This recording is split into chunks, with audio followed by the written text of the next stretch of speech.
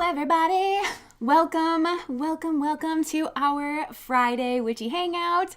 I hope that you guys have had a lovely week and a happy December so far. I am feeling really great and upbeat for this this reading. I'm super excited to get into this. Good morning. Okay, so I am really excited to jump right into this. I'm just going to jump right into this. Today, we are gathered here today to figure out what Spirit is celebrating in you, what Spirit loves about you, the kudos from Spirit, the kudos from your guides, what Spirit feels like you are doing a good job at and wants to encourage you and keep going. The month of December, I feel like, has been just a really positive, shining light in the darkness for readings. I've been really having a good time with the messages that have been coming through, and I'm really feeling this just amazing, upbeat energy here. So without any further ado, let us go ahead and get into these piles. Now, of course, we have 3, and an interesting thing happened with these. 2 cards came out with each pile. It was actually really interesting, so I'm curious to see what that means. But I'll hold up the piles for you. The first one is the Hunter. Thank you, Anna, with an A. She said she loves my scarf. My mother-in-law actually got this for me a couple years back, and she's like the flea market queen, and I really just want to get more of these, at whatever flea market she got this at. So, okay, pile number 2 is the Offering. Hi, little Joel. You want to come say hi? And pile number 3, the Unseen.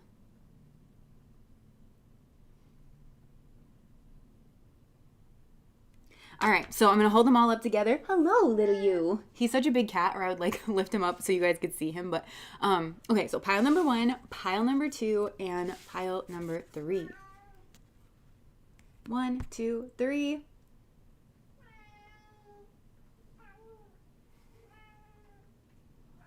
All right, so let us get into this reading. What kudos do you guys have coming through from Spirit? Okay, so pile number 1. This is a really interesting reading that I'm getting with a lot of imagery. I feel like this is a group with a lot of latent powers, talents, capabilities that you are just at the beginning journey of unlocking for yourself and unleashing, though you might not understand it here at this current time. Or maybe this is describing something here from your past that you've already gone through and overcome, and Spirit wants to kind of detail and outline this just so you know the depths. There's a real depth here to this pile, the depths of how they're feeling about you and everything that you've gone through, and the significance of it, or where it is that you're going, so that they can explain how truly powerful you are. This is definitely a powerful crew, a very powerful group. So I'm actually getting a lot of imagery here. I think a lot of you are creatives, or you have a talent for moving images or filmmaking or editing or sounds, just kind of putting things together. You really do have an immense creative talent that I feel maybe you've stuffed down into your shadow side. And to be honest, I'm getting a strong masculine energy that is coming through this pile. So you could be working on your masculine side, in particular freeing your masculine side, or maybe you are a masculine. Now, if you're not a masculine though, I think part of the kudos here is I think you potentially are guiding light here for a particular masculine. This could be somebody in your family. This could be somebody you feel connected to on a love. This could be more than one person, to be honest, but Spirit is giving you the kudos that you have really been a guiding light here for somebody because you have stood in your power. It's sun energy, right? You know who you are. You've stood in your power. You know your philosophies. You live your philosophies, and you provide this just warm, centered, calm, guiding light that is very unique. You're not afraid to be unique. You're not afraid to be yourself. And that's the journey that I'm getting here, for pile number 1, that pile number 1 is on. But I want to focus in on this masculine energy that I feel is kind of in the thick of this. So they're showing me the scene in The Lion King when Scar sacrifices Mufasa, and he falls down into the trench, and there's the stampede that kind of takes over, right? So it's a highly significant moment, and that story really does link up to, interestingly enough, the winter solstice, where we are now, where the sun every single year, right, dips below the horizon line for 3 days. Mufasa is a symbol of the sun. It's a symbol of masculine energy and masculine power, and they're linking this. Okay, so this reading is going to get a little weird. Okay, we're going to talk about kind of the spiritual realms, and I heard don't ask spiritual questions if you don't want the spiritual perspective. Okay, so this might feel feel a little loopy. This might feel a little weird. We're going to kind of leave the realms of like time and space to kind of talk about this. But Spirit is saying like in the Kali Yuga, which we are now exiting, right? So that's a period of time like that lasted this last zodiacal age. It's the 2,160 year cycle thereabouts. So a lot of darkness, like the world has fallen into darkness, and it's not unusual the world does this, right? Like there are time periods of ignorance and there are time periods of enlightenment where we know more things. So we're coming out of the Kali Yuga, a period of extreme darkness. So during that period of extreme darkness, obviously the sun goes away. So when the sun went away, I'm actually picturing like tribes being like kind of conquered here. And that mirrors, I know this is going to be weird, okay? Just try to stay with me because I'm going to kind of bring this back around. It mirrors the journey of like the eagle and the serpent. And if you are unfamiliar with those totems, they follow humanity throughout history. You have groups of people that go under the banner of the eagle. We have one now. Those are conqueror peoples, and they have the knowledge of like death and destruction. And so like in the ages of ignorance, like those tribes, those cultures, like they really like grow and then they take over the world. So this is again the conquering of the Americas and the tribal peoples and all of that. Colonialism and St. Patrick's Day, driving out these snakes. Remember I said the eagle and the serpent? The serpents, there's no snakes in Ireland, right? They're talking about like the tribal peoples, the pagans, the people who have the intelligence of life. And that's more like symbolic of like the yin yang. So the conqueror peoples, you can think about black and white energies, right? So the serpent peoples, the people of like the light, the tribal peoples, the people that live close to the earth, that live in harmony, it's like the yin yang, the black and the white energies, right? The masculine and feminine, however you want to like, they go in harmony, they flow together, they're friends. But over with the conqueror peoples, if you're familiar with like the, what do they call them? The Freemasons and stuff, like all their secret symbolism or whatever, they always have the checkered floors. So that's the black and white imagery. That's like, it represents a lot of things, but one of them is like the zodiacal ages, right? The age of enlightenment, then the age of darkness, then the age of enlightenment. But it's like block and then block and then block and then block and then block, right? It's not the flow that we see in this other side of things. So during this period of extreme darkness and extreme ignorance, where the eagle conquered the world and drove out the snakes, so to speak, the masculine energy, the true masculine energy, dipped below the sun. It died and then it gets reborn. You hear this in the story of Jesus because Jesus is the story of masculinity. It's an archetypical story. Whether or not he actually lived, it's an archetypical story. It follows the Son of God, S-O-N. It follows the journey of the sun, right, in the sky. So, and the sun is an emblem of healthy, developed masculine energy. So there's a masculine here. And it could be your own, I think it connects to your own masculine side, but I think there's an actual masculine here that you like feel connected to or that you are, right? This person was of the light. This person got conquered, basically. They were, and I've gotten this message before this in the karmic reading that I haven't put out yet, like understanding your karmic energies. This is one of the weirder messages. Like this message that's coming through now is something that I didn't really want to speak on because it's weird and I don't exactly understand it, but it's coming through here in this one again. So this masculine energy was like a soldier of one of these tribes. They had taken blood oaths and vows to protect the land, to protect the earth, to protect some of you specifically, like I'm hearing like the women and the children like in their village. They took actual like blood vows. They lived and died on that soil. It's an incredibly like binding agreement. So when this conqueror energy kind of like came in, really to kind of sweep the world, these are the people, these are the soldiers that kind of like made the stand but ended up falling. And they were going to fall because the earth, that's the energies, were like tipping towards this age of conquering, this age of selfishness, this age of it's a type of intelligence, this like kind of dog eat dog world. And they're wanting me to pause and just to say like there's an intelligence, it's the sifter, right? And I don't know if some of you guys watch The Good Place. It's a really good show. It starts off kind of slow, but it's with Kristen Bell and the guy from Cheers, the bartender from Cheers. Who is it? I can't remember. Okay, yeah.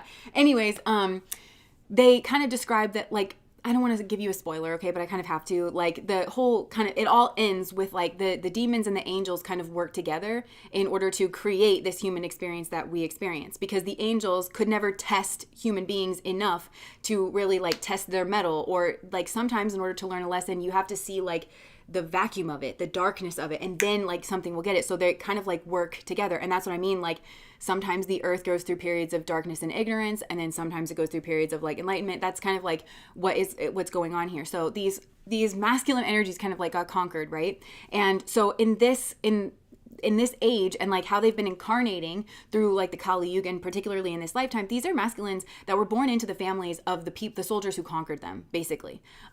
So they're in enemy territory. They probably never feel like they belonged. They never felt seen, and they never felt heard. And so what it did is it like created this fault line in their heart where they felt pulled in two directions, because there's an immense amount of like the tribal ritual, and it's in their blood, like who they actually are and where they actually came from and their actual values. It's like in their blood, and they can't forget it. Because it's who they are. It's that sun energy, right? But the sun dips under for 3 days, or like for this age. So this person's sun energy, who they actually are, their actual philosophies, their actual masculinity, it's been covered like in this lifetime. It's caused an immense amount of pain. I think a lot of these people could have fallen into addictions of some kind of coping, but they've fallen into this kind of like darkness. And that is, and they've always tried to live up to some kind of standards, and they can't understand why they're falling short of these standards. Or maybe I'm hearing like from Talladega Nights, like his isn't it our mangy delinquent grandfather? Like, and he says like, I don't know whatever bones some people have in them that makes them act right, but I ain't got it. So I feel like this person just feels like, well, I just must not have it. In reality, they're in the wrong place. Their values are not reflected at them. This person has the stuff to actually go after their values and to bring their values about in a healthy, well-rounded way, but they've just never seen it, and they have never been taught about how to do that. And so you are actually the person here, I think, who is showing the way. Or if you are this masculine, it's like the kudos from spirit is that you are actually taking the time to learn a different way, even though it might seem scary, or even though it might seem foreign. It's like you have seen this embodied in another person, in a group, in a philosophy that you are not familiar with. You did not shake and shudder. You connected with your strength actually to go peer over the edge. And to actually connect with this, and it's bringing you back to yourself.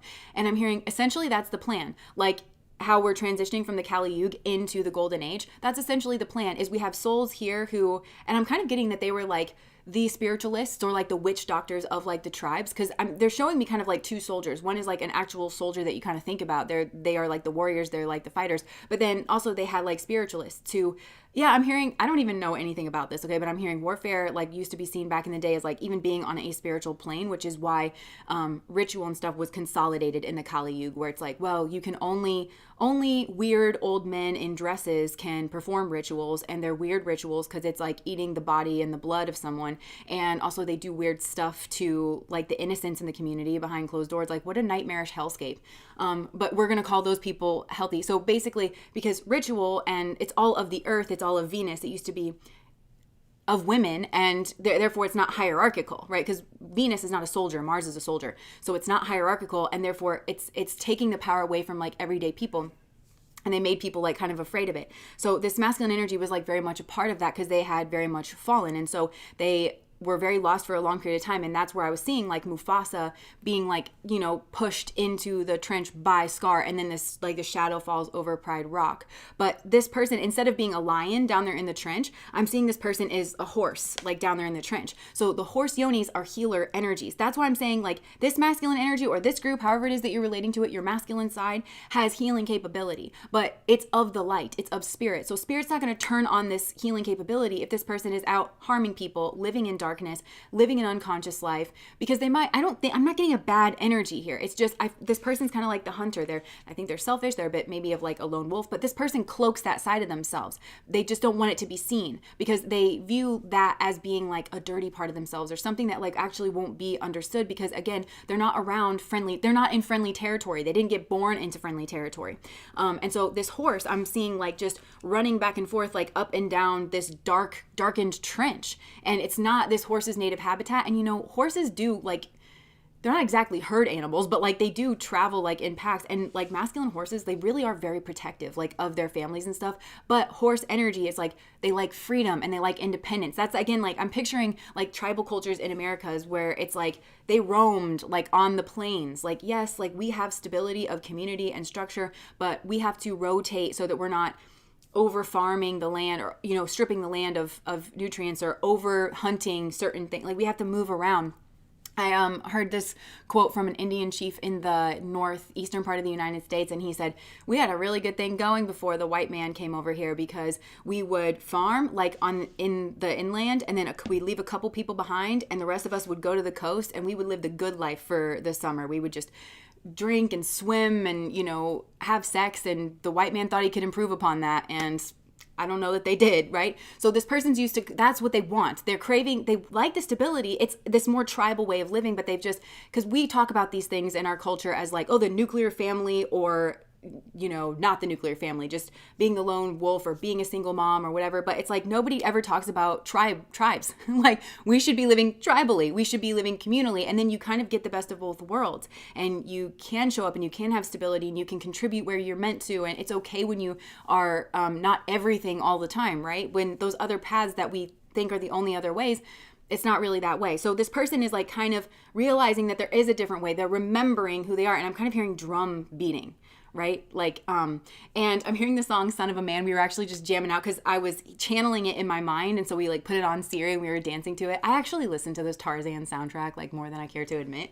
But I'm getting that for this person. Like, this is the kudos from spirit. It's like the power to be strong, the wisdom to be wise. All these things will come to you in time. The journey that you're making, no one can understand. Like, no one can take your hand, but with faith and understanding, you'll journey from boy to man. It's like, it's you who climbs the mountain, but it's you who are going to reach the peak. And this person was thrown in the trench. So it's like they have to kind of climb back out of the darkness and the ignorance of themselves, of their actual philosophies that they actually believe in. This person might think that they're like agnostic or that they don't believe in anything. Maybe this is you, right?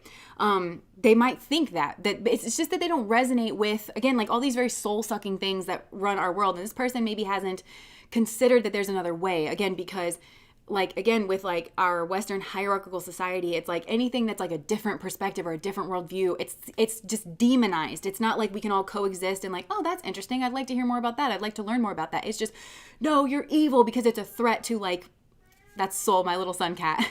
Come here, little boy.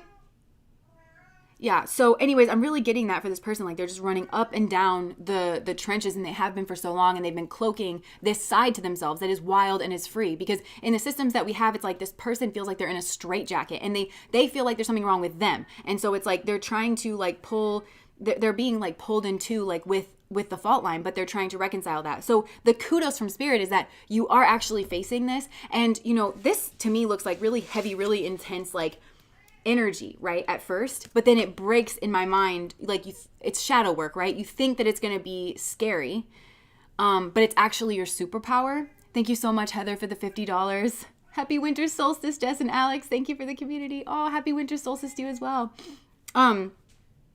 It breaks into this like Tarzan theme song, which is incredibly upbeat. And I'm seeing Tarzan now. It's like, when he comes out of the forest and he's like, that song happens when he's like exploring the camp, right? And they're just having a good old time. Like they're just, curious, and they're just like banging around on the pots and stuff, like jamming out. Like that's really what it's going to be like. It's like with faith and understanding and like allowing it's going to be fun. And this is actually reminding me of the hero's journey as well. Like the part where it's like you go off on some kind of an adventure or a journey of the spirit, or also like, could be in the physical realms here as well. And then you meet your friends. You actually meet your soul tribe, because this masculine has not been around his soul tribe.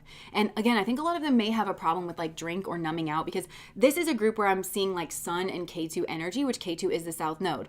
And especially in men who carry this kind of K2 energy, a lot of times they can be drinkers if they haven't found their true spirituality. But when these are people who, they can have like a gap between their teeth. I don't know if that's like, something, and they can be tall as well. I don't know if that's like resonating with anybody, or just like a confirmation, but they can be drinkers and they can be partiers, but they are natural leaders. Like they might not say much, but like men actually just naturally tend to respect K2 dominant men. And like they have this way, it's like a wild sort of a nature, but when they speak, it's like, I don't know, it's very kind of hypnotic. And I'm hearing like, this is the plan. It's like, that's that tribal kind of energy, but they need to be respectable and they need to be positive, and they can't I think this is a masculine who has equated like freedom and independence and like going rogue with like, well, then I'm just gonna hurt people. And he hasn't been able to find like the goodness in that, the healthiness in that. But the horse yonis, like, again, they're healers, and like their partners, again, they also value like freedom and independence. And people mean different things when they say those words, but it's like you can find a healthy balance where you can be helpful and you can be respectful and you can be, you can protect the boundaries of your community and of your relationship and still find a way to be free, So I feel like that's the journey that this masculine energy is on. And I'm also getting like, again, feeling dried out in the heart space because this masculine just has not been around this. So either you're the guiding light here where you are embodying like the healed masculine, even if you are a female, if I mean man or woman, I'll say man or woman. I'm talking about, whenever I say masculine and feminine, I'm talking about energies, and everything in the world has both masculine and feminine energies, right? Energy signature. So, I still think that even if you are a woman, like you still embodied this like healed divine masculine energy actually, because you are doing all those like divine masculine things of knowing who you are, not being afraid to be different, making a stand, living your philosophies like in the light, so this person, whoever this is, that's in this shadow masculine energy is either really connecting with your energy and you're showing them the way forward. Or if this is you that's doing this, spirit is giving you the kudos that, look, this is a really brave thing to do. This is a brave undertaking to kind of take on. And it's happy, and it's a journey, and it's an adventure. And I'm hearing, look, this is the plan. So these are the people that we've got to turn on, like these masculine energies, because they do have this kind of stature in men. They're going to be the ones that rival the structures, the people that, because they're considered cool and other men listen to them when they're not drunk and they're not deluded and they're not hiding themselves. When they're the ones that are like confident and standing in their energies and understanding that they set the tone, that's what's going to change. Like that's what's going to, I'm hearing like they're going to rival them in all fields, like in government, in whatever. It's like their philosophies, and they're going to realize that this isn't weird. This is healthy. This is well-rounded, and they're going to be the ones that kind of pull this in, and it might be actually quite speedy because with this horse energy. And they're going to make it okay to be exploratory or something here like that. So that's what that is. That's kind of the plan is what I'm getting. And it's just a process that's just kind of unfolding here. So do not underestimate the significance of small acts of just being yourself and connecting with yourself, and or being willing to, if you know a certain way is not working for you, and that it's like there's been some kind of like, again, dried out in the heart space, not feeling loved for who you are. Like this is an impossible state to kind of like continue on in, or there could have been a major heartbreak here. And the heartbreak was as a result of this masculine energy not being able to pick a side, of like, am I going to align with my enemies and the people who profess a value system and stuff that like I don't really agree with, or am I going to align with like what's in my blood? Like that's what it feels like, what's in my blood, what I know, I remember like from the past. And I'm smelling some kind of like spices, like in some kind of like spiced brew. And yeah, I'm just picturing like sitting around the campfire and like howling at the moon. And like, I'm just like, do I remember that part of me? Like, can I go after that life that I remember and I know that I want and I think is better than like whatever it is that I'm currently living? I'm picturing Tarzan when they kind of put him in a suit and like put him in shoes and stuff. It's like, I'm seeing that. And I'm not saying that we have to like live in loincloths or anything, but it's like that natural, wild, like it is good to be human kind of an energy. Like we don't have to erase our humanness. And yeah, I'm just seeing that like that's what is being connected with here. And it's immensely powerful, and it's a brave thing to do here as well. But they'll rise up and they will keep their vows to protect the earth and to protect like there's certain pieces of land. So a lot of these masculine energies, and this could be you, keep in mind, they're drawn to certain areas that have been like mined or stripped or taken advantage of, and like the resources or the people have been extracted or it's been impoverished. Like that's their land that was like, and I'm hearing that's mine, like. But it's like, that's my mother. Like, that's what I'm hearing. Like, that's my mother. That's my sister. Like, that, get off her. Like, what are you doing? Like, yeah. So that is really what I'm getting here. So I know that was a bit of a crazy message. I'm drawn to pull the message cards here. Oh yeah. And like the symbolism here on these, it's like we have the hearts that are like lit up here. And then we have the hearts that are kind of gray. And that's what I'm feeling like, that's the choice here of like, does this masculine pick a path? Look, this is the gray heart. So this masculine is like, has been living a life or picking a path because, and I'm hearing not choosing is making a choice. Because I think this masculine has to choose to get out of the trench. He has to choose to stand up for himself because he's not in like, it's like the area, the culture that he got born into. That's not his like rightful environment. So he's got to make the choice to like get up and to get out and to choose to advocate for himself, to stand up for his own beliefs. And that's what's going to make him stop feeling so impotent. And again, this could be you, and I could just be talking to your masculine side. And maybe you've already undergone this journey. And if you have, and you've already healed this, and you are actually living this, then you are inspiring, at least like there could be a significant person here. And for some of you, I'm hearing it's your dad. But for others of you, like this could be a love interest or something, but there could even be more than one person here. But it's like, you're inspiring this person to do the same thing.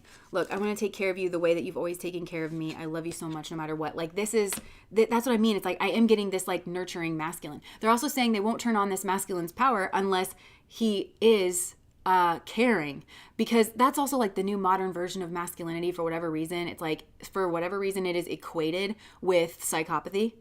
And that's just not masculine energy. Masculine energy is very soft and it's very vulnerable and it's very loving, and that's what connects to the heart space. That's warrior energy. The one who fights the hardest is the one who loves the most, and the one that gives you courage, and it makes you whole, and it makes you fight for the right reasons, and you fight for your philosophies and things like that, right?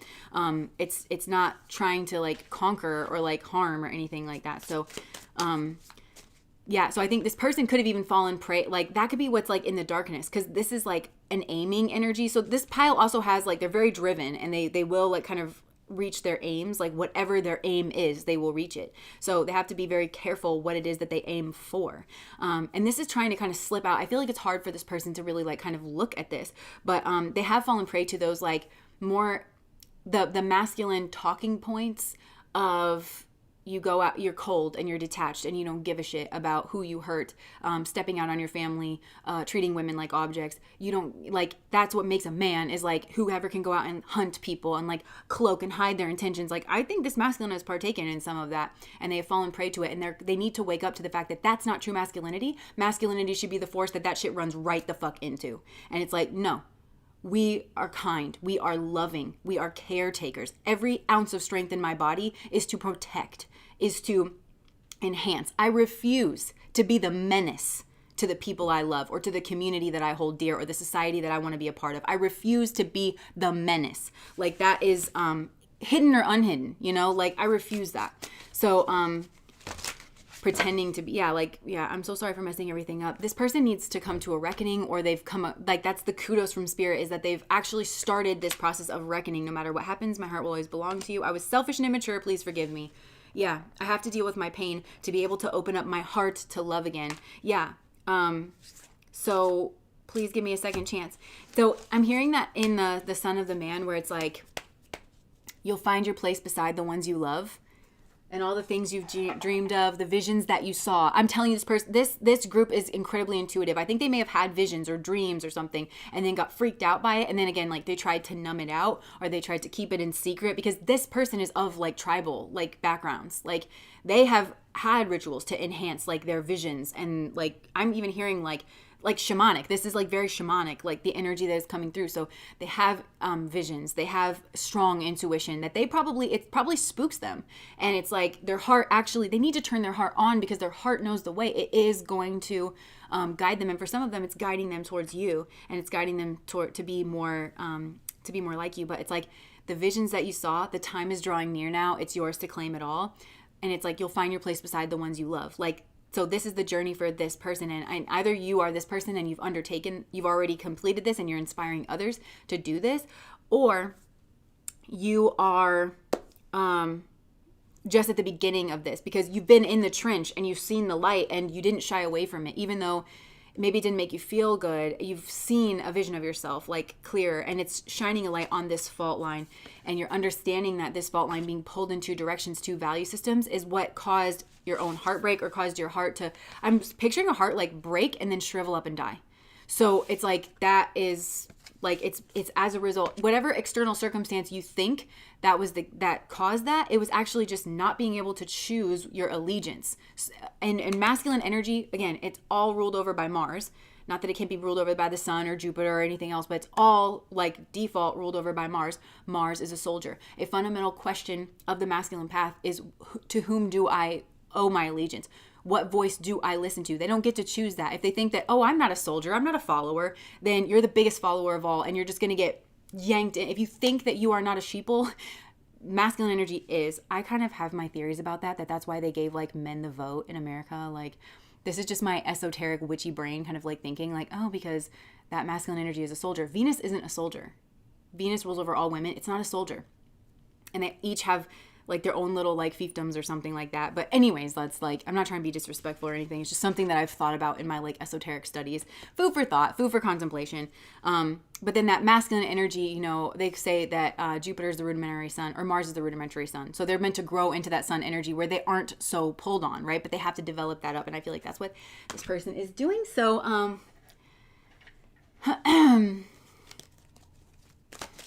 okay. And then I decided I'm going to do what I want. Nice.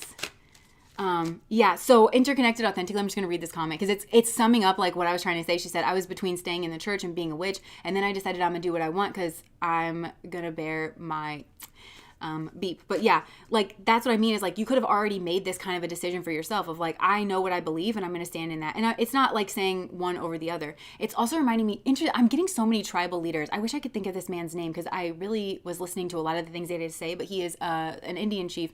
The one that I'm thinking of now, I'm pretty sure is the Southeastern United States that he's from, and he says they have a proverb that says you cannot be in two canoes at once. So he was using it as a metaphor for like the modern world and like the tribe, like living tribally, like for as their youth are coming up, like, are you going to live on the tribal lands or are you going to go out into the modern world?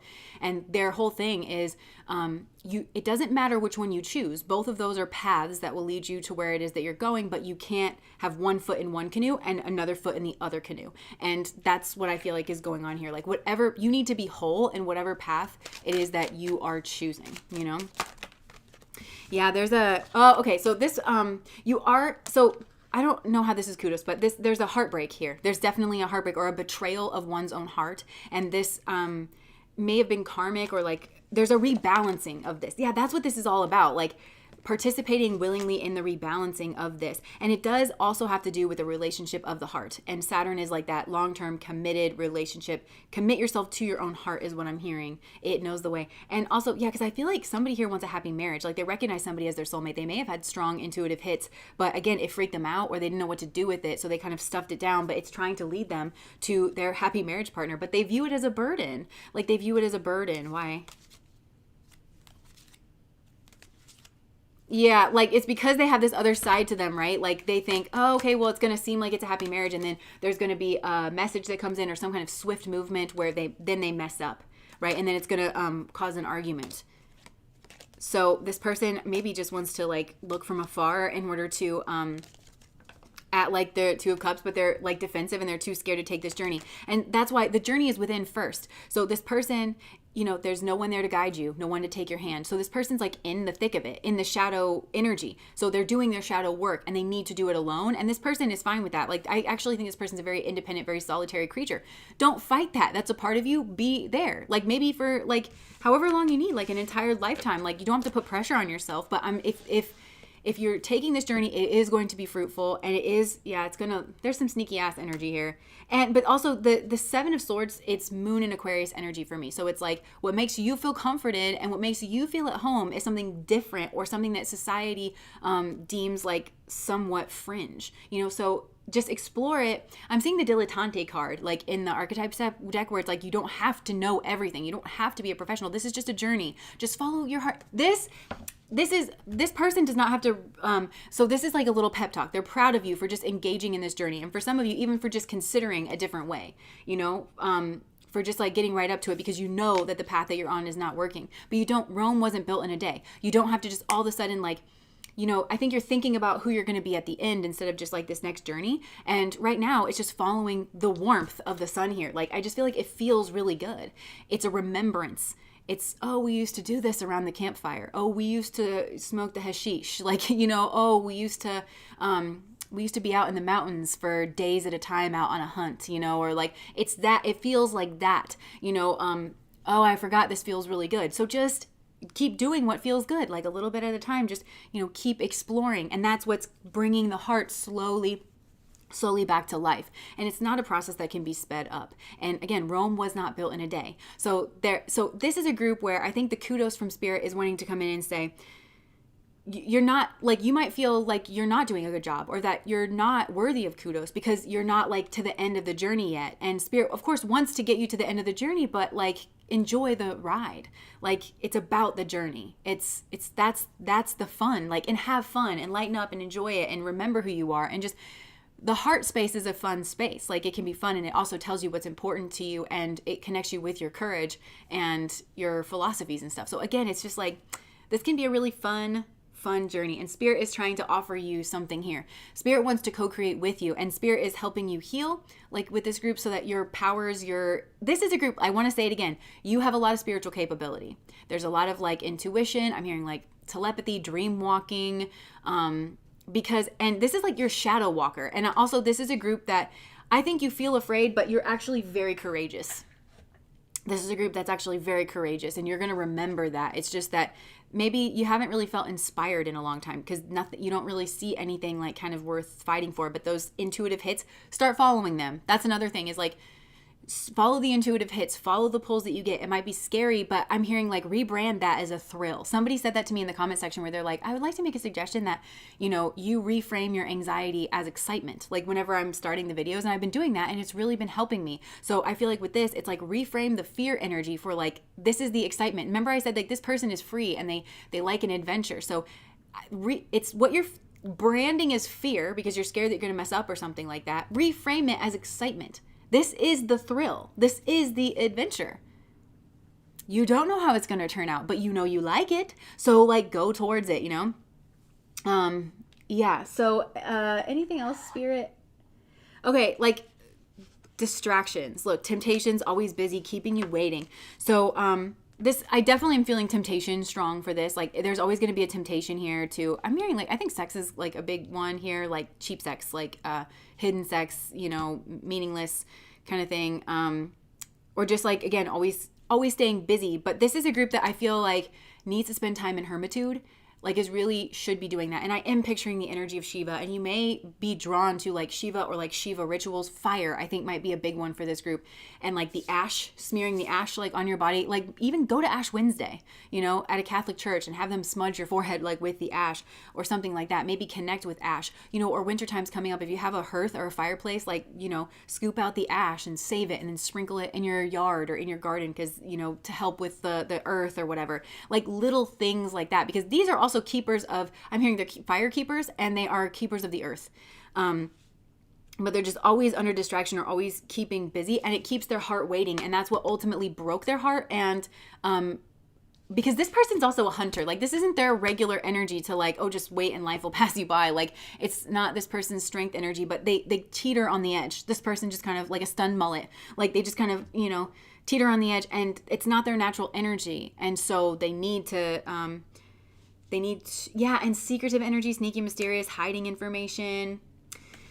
Yeah, this person is not naturally secretive. The sun is in the sky for everybody to see. This is a sun energy that got thrown into the trenches. So just remember, if this is your group, like, you are of the light. You are the sun. Like, I think you're getting down on yourself, where you're like, I'm a sneaky little weasel or something like that. And it's like, maybe you have been in that energy, but it's not your natural energy. And it's time now. The sun dips under for 3 days, and then it comes back out the other side. It's time. It's time for you to make your ascent. It's never too late to rise up. You can do it. All right. So that's what I have for you guys. Pile number 1. Some of you, okay, last thing, like, they're like, wait a second, I have regrets. Like, yeah, you do have regrets. So do we all. It's a part of being human, and work every day to kind of heal your heart. And again, some of the things that you'll feel drawn to, and like causes or something that you want to get involved with, or something like that, like that's going to help like guide your heart as well, like mend your heart. You can't go back and fix the past. You can do your reflecting work. You can resolve to be better and not make the same mistakes again. Like, you can only do that. So do that. And you can educate people, because this is a group where, especially, I kind of feel like these are masculine leaders, where when people are going to be like, it's really cool to be a psychopath, and it's the height of masculinity to just shut off and hurt everyone, this person's going to be like, it's actually not cool to do that. And you should really think about what you just said. And I think this person's going to be shocked at how much people look up to them, and how much people actually listen to them, and how much like that gets the ball rolling of like, wait a minute, actually, it's not cool to be a weasel. I don't know why I ever thought it was, yeah. So, all right. That was pile number 1. Interesting energy. That was a weird pile. I'm just going to read some comments here. Nice. We have a ceremony that involves covering the body in ash. It's to cleanse and protect from bad energies. Like, I can't describe, I picture covering myself in ash like all the time. I grew up on a lake, and I used to jump in, like, it was about like 8 foot deep, I think, like by my dock, and my friends and I and my siblings, like we would all just jump in and try to scoop up as much mud as we could, and then we would dump it all on the dock, and then we'd just make a big pile of mud. I don't know why I'm telling you this. And then we would just like cover our entire bodies with it. And after you've been in the sun, like on a long hot day, to have like the cool watery mud like on your skin, I don't know. I didn't even know that was like a spa treatment that people do, but it just like, I don't know. There's something about just like covering yourself in like dirt or like earth or something that is just so, I don't know, primal. Like, you know how your animal will be like nice and fluffy clean, and then they'll just run out and just like roll all in the dirt? Like, if I'm being honest, I have that instinct as well. Okay. So moving on to pile number 2, kudos from spirit. Okay, so this is a really interesting pile, and I kind of feel like it corresponds a bit to pile number 1 in the sense that I think this is definitely like the light behind the door, but I feel like this is a group that doesn't necessarily feel strong. Maybe you don't feel bright, or you don't feel happy all the time, or you don't feel beautiful, but Spirit wants to say that you are all of those things. You are bright, and you are loving, and you are beautiful. I also think that this group, you've had bad things happen to you for sure, like other people who are in this underworld energy, and I'm kind of getting that they like coveted you in some way. It feels a bit predatory, to be honest. This is like the negative hunter energy that this pile number 1 needs to rise up and be a match for, in order to like combat it off. But I feel like yeah, people have taken advantage of your kindness, or like they saw you as vulnerable, and these are like weak people, sad people. And so Spirit is saying like, if you've taken on any of this and you are thinking that's who you are, or that you deserved it, or that you are bad, or that you are, you know, of this underworld energy, you're not. And I think you've either let go of this here recently, or you're coming to terms with it. And Spirit is wanting to reframe this. And again, they're saying don't ask spiritual questions if you don't want to know the spiritual viewpoint on this, because the reality is I think you were a volunteer, to be honest. I think you were a volunteer, and they want you to reframe like I think you've been in scary situations or around scary people, and that may not have always treated you like the loving light that is worthy of self-sovereignty and respect and protection that you are. And you could have taken this on yourself, but I think you, because of who it is that you are, because you are strong, I think you kind of came in here in order to test these people or to show them a different way. And Spirit is like kind of reframing this as courageous. Like, you are actually very courageous. And like, yeah, you are the offering. And I'm hearing sacrifice is to make sacred. Like, you are the strongest one. I think that more and more as your life goes on, you'll realize that you're actually the strongest one. Yeah, I'm picturing when I was like 16, I came home and my dad was like crying, and I'd never seen him cry before. And I was like, what's wrong? And he was like, your heart. And he was so worried for me that like the world was going to chew me up and spit me out, because like men are not nice. And I was like getting to the age where I wasn't out on a date, but he was thinking about that clearly. And I remember being so mad and like indignant of like, I can do this too. Like, other people can do this. I can do this too. And you know, over the course of my life, I've kind of realized like I was the strongest one. Out of everybody was so worried about me. I'm so sweet. I'm so sensitive. I'm never going to make it. And don't get me wrong, I've been through some shit, and like they were right about a lot. But I'm also very strong, and I am actually very courageous. And I have demonstrated my worth and my courage in ways that I never saw other people be able to do. And I feel like you will recognize that about yourself too, that there's something about you that people have thought was weakness. I'm hearing it's courageous to love. It's strong to love. Like, you are a lover, not a fighter. And it takes courage. Like, if you think, I'm picturing now somebody like coming up to, you know, like a wild animal or somebody that's like different than them. And like, you're like, hey, like, are you okay? And you're kind of like checking, knowing that they could attack you or something like that. Instead of being like trigger happy or like standoffish, it takes like kind of a courage. It also takes a philosophy of like knowing what values you want to live up to and having like the courage of your convictions. This is all a strength. It's a spiritual strength in you. So this group has a lot of, I've just heard eyes on you. You have a lot of eyes on you, like spiritually speaking, potentially. Okay. First of all, you do have a lot of protection, but I think souls watch you to learn certain lessons, like even of like how to be vulnerable or how to, yeah, like look at you. Like, some of you guys may rescue animals or something like that too, but like I'm picturing, I don't know if you can see this little like creep in the, like hiding behind the worms and stuff. This is like a little creature, and you're like, here, come on. Like, do you know how courageous this is? And it's easy to look at this and think like, wow, that's really dumb. That's not the smartest thing to do. But like, you are vulnerable and you care, and you are all heart. And some of you, like, again, like you may have strong creativity as well, but it might come from a place of darkness, of like, or catharsis. You're transmuters. Okay, this is a group is also like you are an energy transmuter. I don't know if you know this, but you have like strong energy. That you might be energy workers, and if you aren't, you have that capability where you can kind of transmute energy. I also think that's why you're less scared of it. You also have the ability to see people for who they are, and like you see the scared, like timid thing inside somebody, even when they have been, even if when they've harmed you, you still see the good in people. You see the scared like little child, and like, and you're not stupid like in interacting with it, but you are brave in the face of it.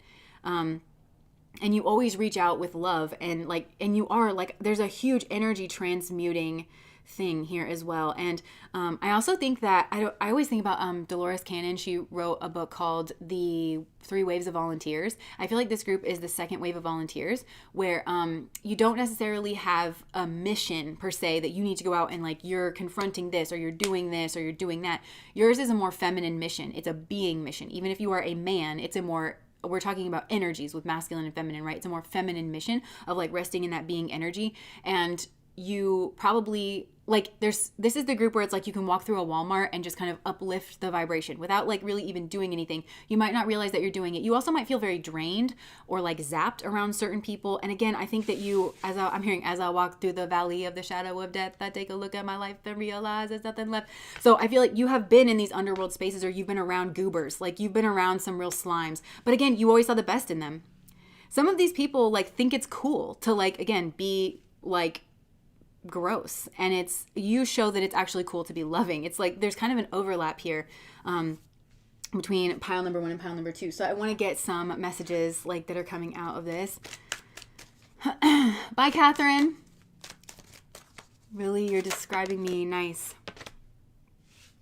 Okay, so first of all, okay, you are loving, but you are also very strong. And I think that you don't like to use your strength with people. And that in and of itself is also like your restraint is strength as well. And again, I don't think that people necessarily have seen this about you. You're very sharp in the mind. I think you could have been around very argumentative people, and you lead with a different kind of energy. So this is like very argumentative people, and they want to kind of like come in like, I don't know, this is making me sort of mad, because look at this, like it almost looks like a child's hand and it's like flipped over. It's so vulnerable right here, right? It's so tender. That's like really tender skin, and that's you. And you're like, I'm not trying to hurt you. And why have enemies when you can have friends? And you're a bridge builder. That's just what I heard. Spirit is really, it takes a strong person to come here to this nightmarish hellscape and be a bridge builder. And you are a bridge builder. And yeah, it's a type of power. And so I think that some people that are nasty, like they come at you, like they see this olive branch energy and they want to come at you, and they want to argue with you, or they want to get you like kind of riled up. I think it makes you doubt yourself here. But you need to understand, okay, you carry apocalyptic energy like within you. You have a strength of spirit, and it throws people. And I'm hearing there's a quote from Divergent where after Triss gets attacked, oh my gosh, some of you, I'm wondering if you've been attacked either like verbally or yeah, I really don't like this energy that's coming at you, because it's like you are not signaling that you are a threat. You are signaling actually quite the opposite, that you're very cooperative and you're very sweet. Like something is wrong in the mind with these people that like come at you, okay? But I feel like you kind of volunteered to do this because you believe that everybody gets their shot.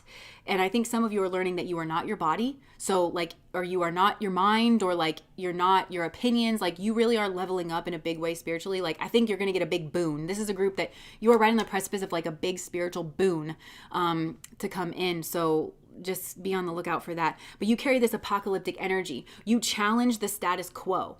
And you challenge it with love, and you challenge it with respect, and you challenge it with sweetness. And I've been getting this with the tower more and more, that like the tower can be built up like thought concepts. This is our systems. You show people that there's another way. You show people that there's options. But love, this is Venus and Scorpio energy. So Scorpio is a sign of power. You know, there is power in love. There's some, again, with the transmutation energy. So I'm hearing being friends with you, you are immensely blessed. Spirit blesses you. Being friends with you is a boon for other people. You have an immense clarity around you. Just being in relationship with you, being in conversation with you is an immensely purifying and clarifying experience for people who are around you. Yeah. And Also, a lot of you are hard workers. Like, I'm hearing everybody's out here chasing like the quick fix, chasing the dime or whatever, but you are just putting in the hard work. You are going to be very happy. You have a very happy, if you're not already in one, you have a very happy, prosperous relationship that is coming in. That's very reciprocal. It's very happy. It's very like refreshing and fun and exciting. There's a lot of passion energy. There's a lot of doing energy. There's a lot of love here between the two of you. And even that, I feel like, can kind of like trigger certain people. And I just heard Eminem, see, they can trigger me, but they'll never figure me out. People can't figure you out because you kind of defy categorization in a really beautiful way, and it's because you're so authentic. They're saying this is like a spiritual superpower, and you have no idea how powerful you are, because I think you don't see yourself because you're not combative, and this is feminine energy, okay? It's like you're not going out and like, pile number 1 was that hunter energy, right? It's very masculine. It's like it goes after its aim. You know, it has something and it's like going after its aim. This is a group that kind of, you know, you just are who you are and you're happy to kind of get along. And I don't think that you really realize the immense power that you kind of just bring into places, like just being yourself. But yeah, I'm hearing, I never finished my quote from Divergent where 4 says to Triss after she was attacked, she was like, I can't believe how, because he was her friend. Some of you have been like attacked by people you thought were friends. A lot of you have frenemies around you as well too, but it's because Spirit plopped you down in the middle of this like underworld shit show and you did it because you're brave and you are a soldier and you did it out of love. This is, I'm hearing a soldier of love.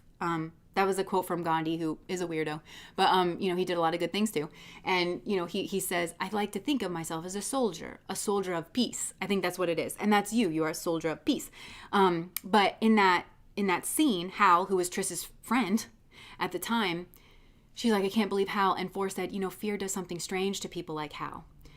You know, you're rising up through the ranks and he's failing, but fear doesn't shut you down. It wakes you up. I've seen it. So you might feel like you're very fearful, but actually you have an immense strength in you. And I'm hearing, yeah, fear doesn't shut you down. It wakes you up. I think people who have like tried to attack you or tried to come at you, they didn't realize the power that you carry, and they'll get faced with it.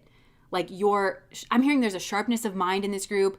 Your cutoff game is strong too. Like if somebody disrespects you, you just, Gandhi was a weirdo with young children. Yes, he was. Yeah. But your cutoff game is strong. You know the power of your convictions. Like, I just think that, like, you kind of don't want none. Like, you choose peace. But if, like, you are a person who can, like, defend yourself, you can, like, you know, go after certain things. Like, you're the Knight of Swords. Like, you really are sharp. Like, you really are sharp. I think you've shamed people without even meaning to shame people. It's like, you just kind of go with the truth. It's like, I'm trying to play nice, you want to come at me. Yeah, you're around certain people too where it's like they're very immature and they have this negative, nasty energy that, look, you are a strong mirror. Like when people try to come at you with their selfishness or try to take you down or try to be combative with you or something, it's like you have this strong mirror of like, I am trying to love you, you came at me a type of way. I think you're also a person where, whether people want to admit it or not, they know if you came at them a certain way, they did something to deserve it, because you are so obviously this energy. If you are worried that people are trying to frame you and make you seem like the ugly one, even though they have like an ugly energy, nobody in their right mind could ever possibly believe. Like, there's something here about people not being in their right mind, like around you, okay? People who are in their right mind and who are not trying to hide from themselves or like hide from the truth of themselves or something, nobody could ever believe that you're the tyrant or that you're the problem, okay? Just letting you know. Yeah. Okay. I'm doing you a favor with my silence. Yo, I love that. That is exactly the energy of this group. That's what Janae just said.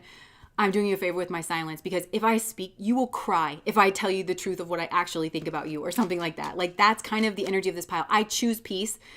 This is a group where people they can't fathom your strength because they don't have the right lens to look at it through, because this is a world in chaos and not in a good way. And so they don't have the right lens to understand like just how much you hold back, and just how much you are keeping the peace, and also that you're not afraid of them and you're not afraid of a good, healthy argument. I think, you know what, this is a group that's afraid of your own power, because I'm hearing like, you know, you'll win. You know that you don't want to get into a verbal spar with you. You know that, but you just don't have anything to prove, you know? And I'm hearing, why have enemies when you can have friends? Why have enemies when you can have friends? That's how Spirit like looks at you. I can be the cobra. I can strike to hurt or heal. Yeah, there's a venom energy here as well. There is venom. Venom, venom, venom. So the karmic reading that I keep referencing forever into perpetuity and still have not put up, is right, venom can be the antidote or it can be the poison. And I think it's interesting because I don't think you lash out, but I think you have venom kind of running through your blood. So when people try to bite you, they get the venom.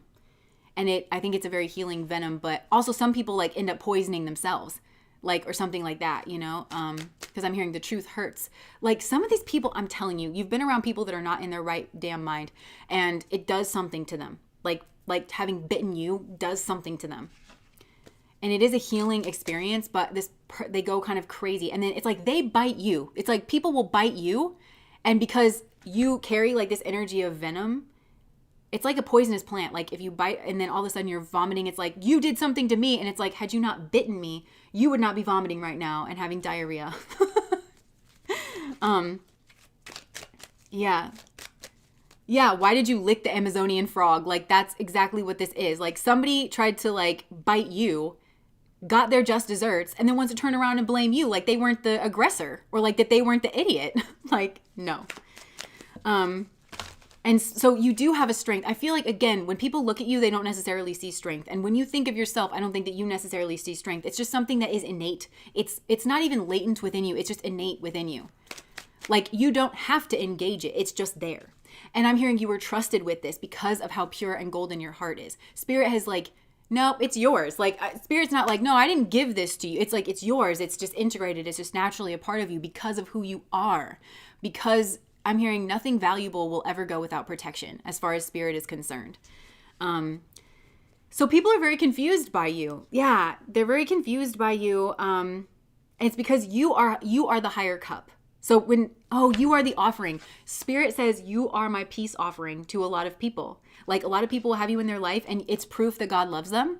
You know, that God would even send somebody like you into this and you were scared. You were hesitant to like come here into this life in whatever way that you are. So you prove your strength every day you live and breathe. Okay. That's what Spirit's saying. Every single day you live and breathe, you are proving your strength by just existing. Okay. Like because of the life that you kind of taken on and you are immensely protected in this, but a lot of people are very confused. That's why they lash out. This is a group that's been attacked and you might feel like the bait dog sometimes. And I'm also hearing, where are the protectors? Like, where are the men? Like, where are the masculine energies? Like, why is everybody lashing out? Like, it doesn't make sense to you, like the way that society is. Also, like, you're very strong. You're very golden in your energy. You're very confident. A lot of you are, like, very independent. You're strong. You have an inner and outer strength. And, like, people just don't get it. And a lot of people try to tear it down. But this doesn't come from you, and you're not supposed to take this on. This is a really strong group. But, again, I just don't think that you see yourself that way. There's a reference to watercolors. Or I'm picturing like a watercolor painting, and then because of everything that's happened to you, it's like you're crying on the watercolors and it's like mixing and it's turning, everything into like that brown color and then like eventually to this black color. Like there's something that's going on here. It could have to do with friends. Some of you could have had heartbreaking experience, to friends, and it could have been because there could have been like weird sexual indiscretions or like some kind of attachment here. Karmic friends, I'm hearing as well. People think I'm weak, but they get intimidated. You might have had I'm getting that for this group. Hi, Luna. You may have had like really confusing experiences because you always lead with love and you know that you mean really well, but it's like everybody looks at, I don't think you understand to the extent that people look at you and they think that you are strong and that you have your shit together. Like people see the strength in you, and I think you might have had to kind of like come to realize that. Karmic friends competing with me sexually. That's another thing that's coming through. There is, some kind of something interesting. Heather said, that's how I paint. Okay, what else do you want to say here, Spirit? This is all about you finding your own balance point and finding like, I'm hearing you weren't meant to be alone. You were meant to like have a tribe around you. People recognize that you offer a higher way. It makes them anxious. Again, like Spirit is just wanting to say like, don't take this on. It doesn't come from you. You're the catalyst. This group is the catalyst. Spirit's also trying to offer you a higher cup. Yeah, look at this. This more friends and more like sexual energy. And you may have had to cut these people off or just like see this for what it is and just be like, cut these people off and leave is what I'm hearing. So if you're sticking around a friend group, because I'm hearing sometimes, it's like a Tate McRae song where she says like, because Yeah, because being lonely is worse than just having friends that don't care. But it's not. I feel like it's the opposite for you. It's like some of you, it's like you have frenemies or something like that. And it's because they're competing with you over a victory. They really are. But this isn't your style. This isn't your vibe. Like, you're a very cooperative person. So Spirit is saying, go ahead and leave. Leave them out in the cold. Go find your sanctuary and find something that's better. Find something that's equal give and take. You may have to work and so, like, you also have money coming in for you as well. Like, some of you have been working on something in private, or it's like you need to like kind of get out from wherever it is that you currently are and like work on something and then get equal give and take. And then Spirit is going to be the wind in your sails. So it's like you need to kind of start it. Okay, so I'm hearing they're protecting your spiritual inheritance that's coming in. You need to get away from people who are no good for you, because it's going to cause these people to lash out and attack you. They're not real friends. So Spirit is saying, like, if they weren't real friends then, like, imagine when I give you what I'm going to give you, right? So Spirit is saying, get away, like, work, build stuff up, and then I'm going to bring something in. And a lot of it, I think, is a happy community life or happy friends, happy family. And some of these people might come back around, but it's like they kind of need to kiss the ring a little bit, and acknowledge that their viewpoint and the way they were interacting with you was bullshit. That's the entire point of your existence. That's like what it is that you're doing here, is you're showing people in this underworld energy that the way that they were behaving, that they thought was strong, like, it ain't shit, and they do need to apologize. They need to be actually sorry, and they need to they want you, your enemies, like, secretly want to get back into your energy. So part of your superpower is like friendship. I'm hearing it, like, why have enemies when you can have friends? Like this, I think people have to realize that they treated you in a way that was unjust and that made you an enemy, and that you would never have chosen to be their enemy. You were actually very sweet, and you were actually like being very vulnerable, and you're actually offering things. And these people actually do need to make it right with you, and it's on them to make it right. Spirit wants you to know that you are a beacon of alchemy. That's how I want to describe you. You are a beacon for an alchemical process. I'm hearing that quote that's like, you have tasted death before you even incarnated.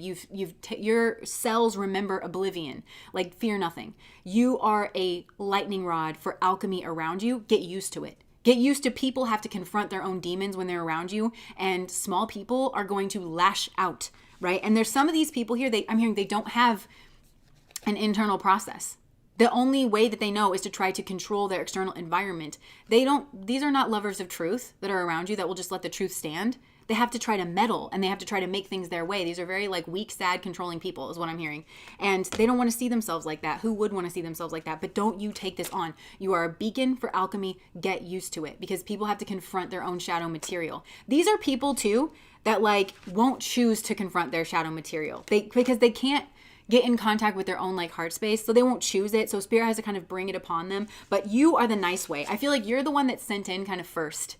And it's like, if you don't like fuck around with pile number 2, then we can play nice. Like, this is the nice way.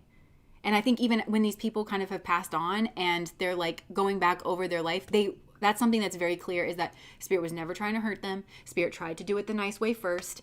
And otherwise it's going to be kind of, that they were at an impasse, that they were blocking off at their own heart space. Spirit was trying to offer them the higher cup. You are the higher cup. So it's weird to kind of talk about you as like, you are the cup. Like, you are the higher cup. That's like really what I'm getting. And people need to be curious about you and interested, instead of like angry and controlling and like locked down. And that's on them to do that. That's on them to do that. So this is an immensely powerful group.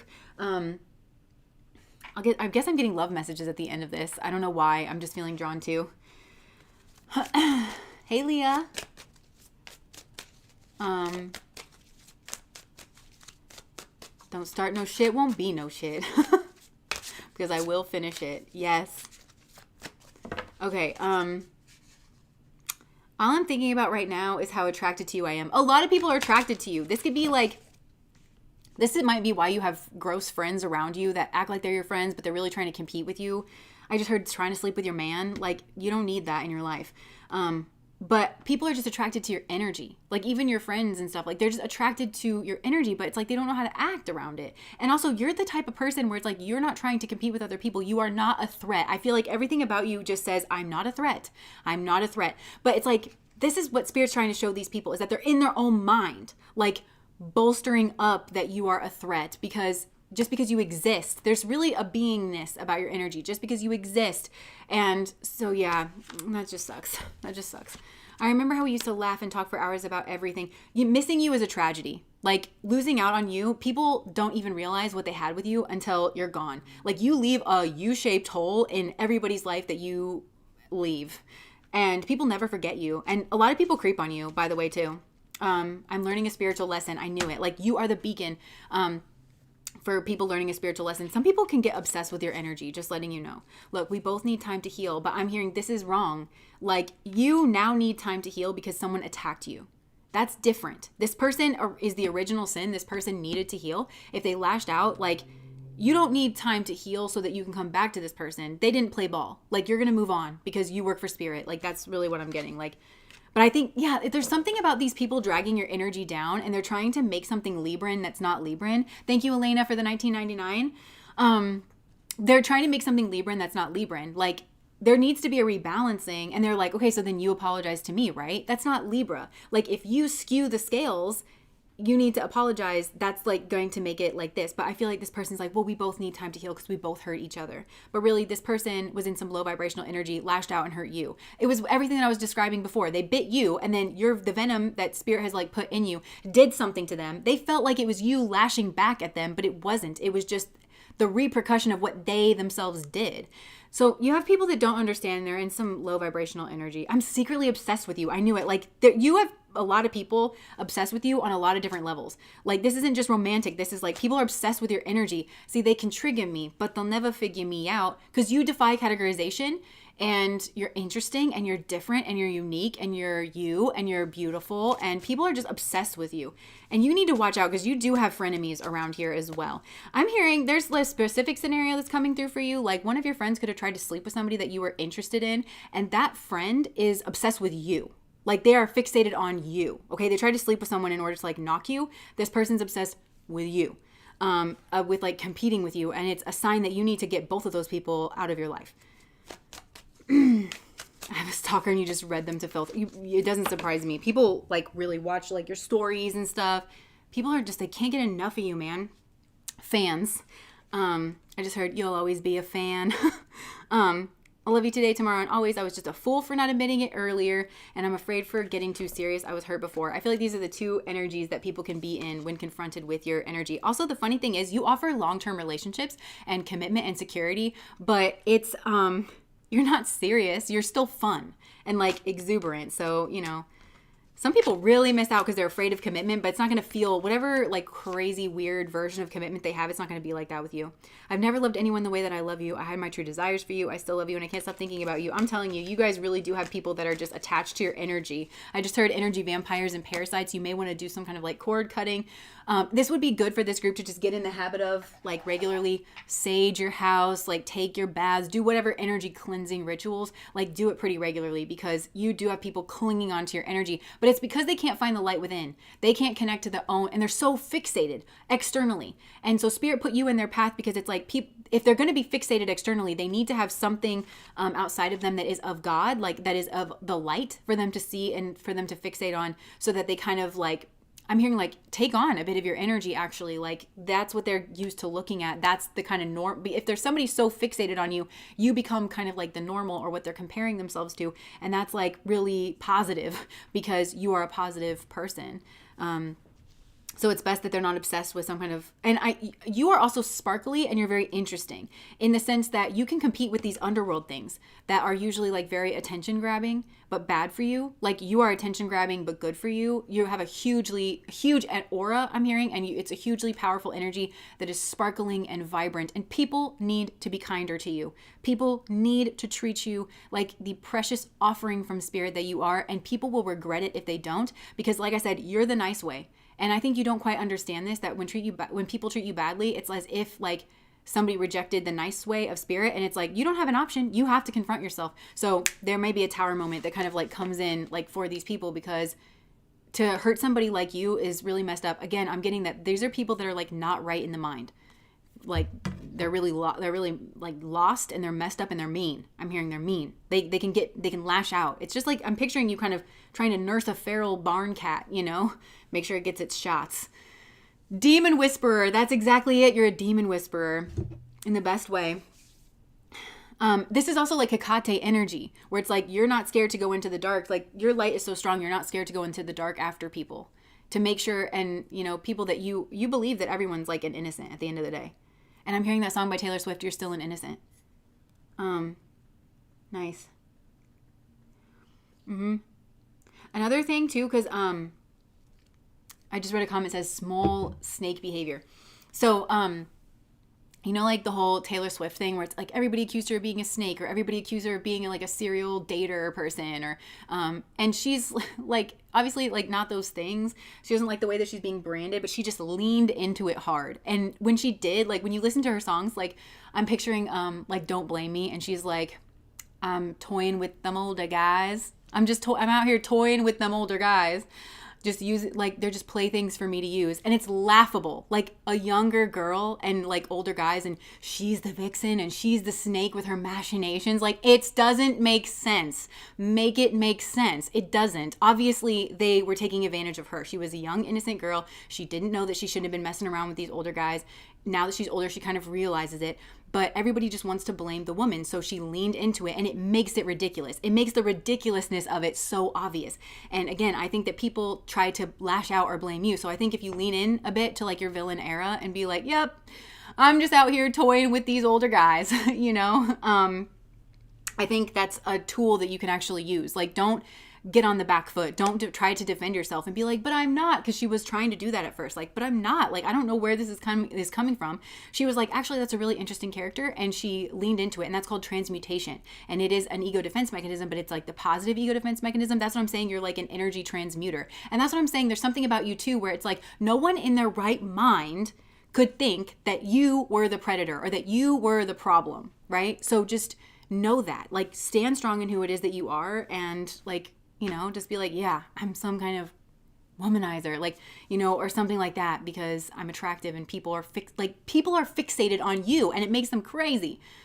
In my villain era, love it. Yes. And I am hearing reputation. Thank you, Dee Dee, for the $20.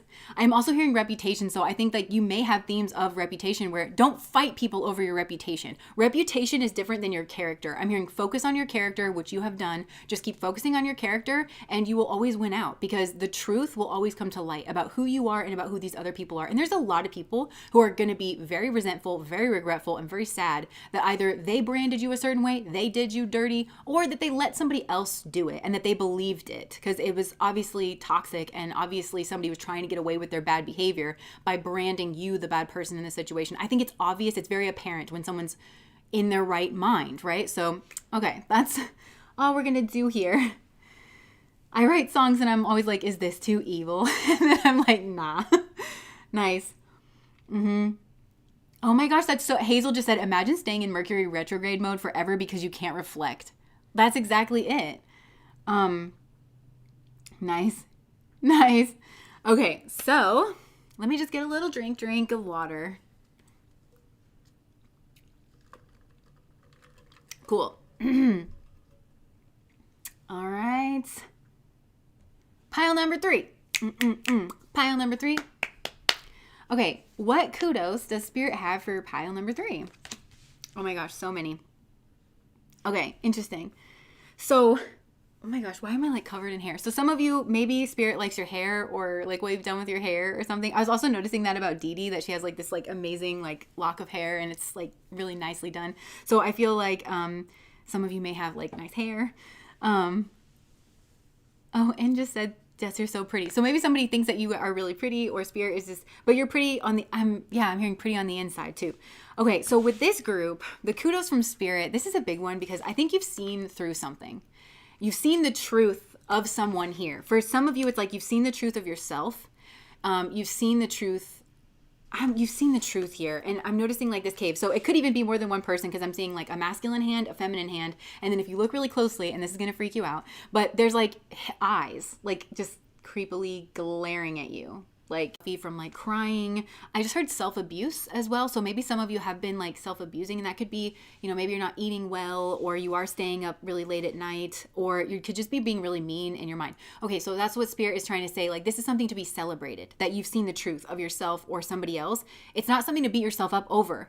Okay, and I'm reminded in pile number 1 where that person was like, but wait a minute, I have regrets, like at the end of the reading. And it's like, okay, yeah, we all have regrets. It's just a natural state, like, of being human. Sometimes I think that's what we miss out on with like tribalism and community, is like just talking openly about the fact that we all have regrets. It's healthy to have regrets, because if you have regrets, it means that you are self-reflective and that you have grown and you have changed. So that's what Spirit's proud of, is that this means that you have grown. It means that you have changed. It means that you have made progress here.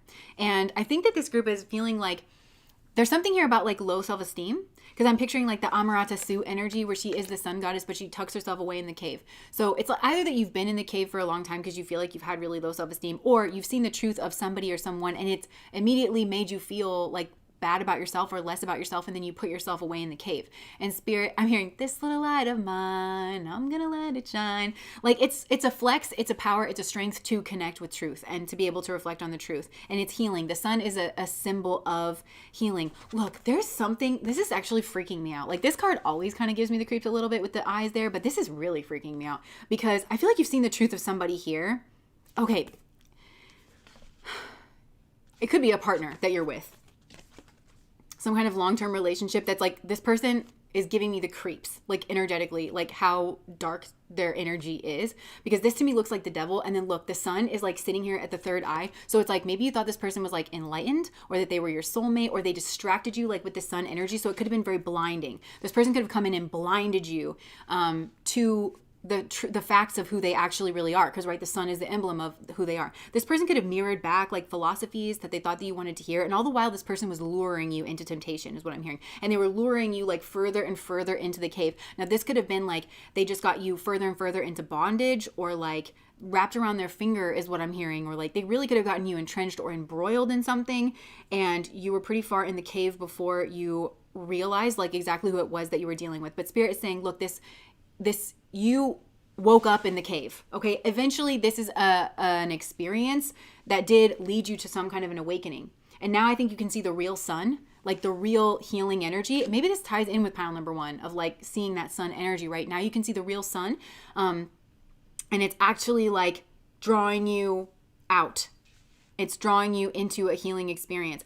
And I'm hearing Gloria Steinem in my mind where she says, the truth will set you free, but first it will piss you off. But I think in this case, it's just made you sad. And I think I'm just supposed to remind you, like, look, this is the way. So they're talking to me about the stages of grief, where, you know, depression is one. It's reminding me of another reading that I did where I think it was on Patreon, but it was like, look, they couldn't get past the first 3 stages. Like, I think you've seen flashes of this person or of whatever this situation is that you were embroiled in for a long time. Like, you would see little flashes of it, but you would creep right up to the edge, you know, because you were steady in denial about this person, because you wanted to believe them. You wanted it to be true. It felt good to be blinded by everything, because then you couldn't see the scariness or the darkness or the truth. The truth, I think, made you depressed or lethargic or sad. So this person could have been a bright spot, like in your like otherwise kind of dark and dreary life or something like that.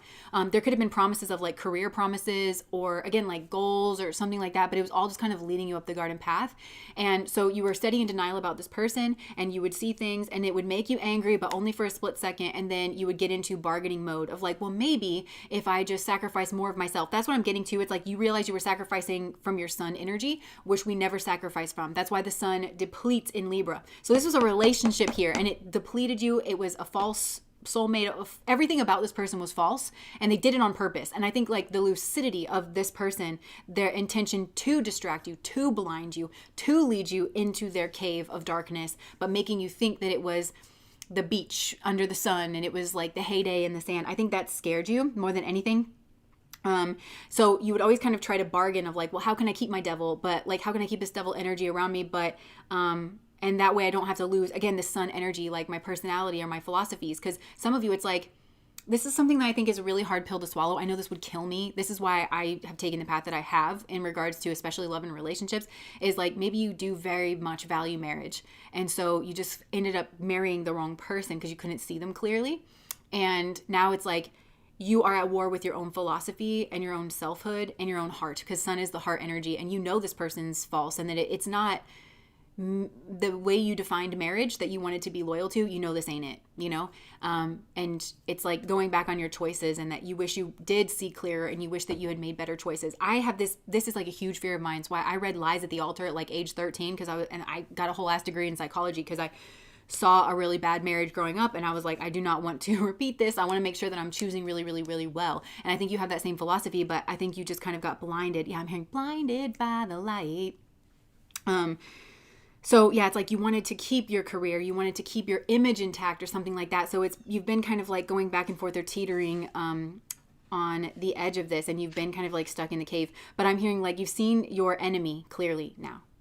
This was all about identifying your enemy, both externally and understanding that enemies don't always come like in cloaks and daggers. Enemies don't always present as a soldier. Sometimes they present as the love of your life, in order to steal from you, in order to get whatever it is that you want. Now you know that, and it's not something you should soon forget, that parasites will like dress up as the light, you know. And I'm kind of picturing Ursula the Sea Witch trying to mimic Ariel's energy in order to kind of throw the whole plan off. So much for true love. That's what I'm hearing.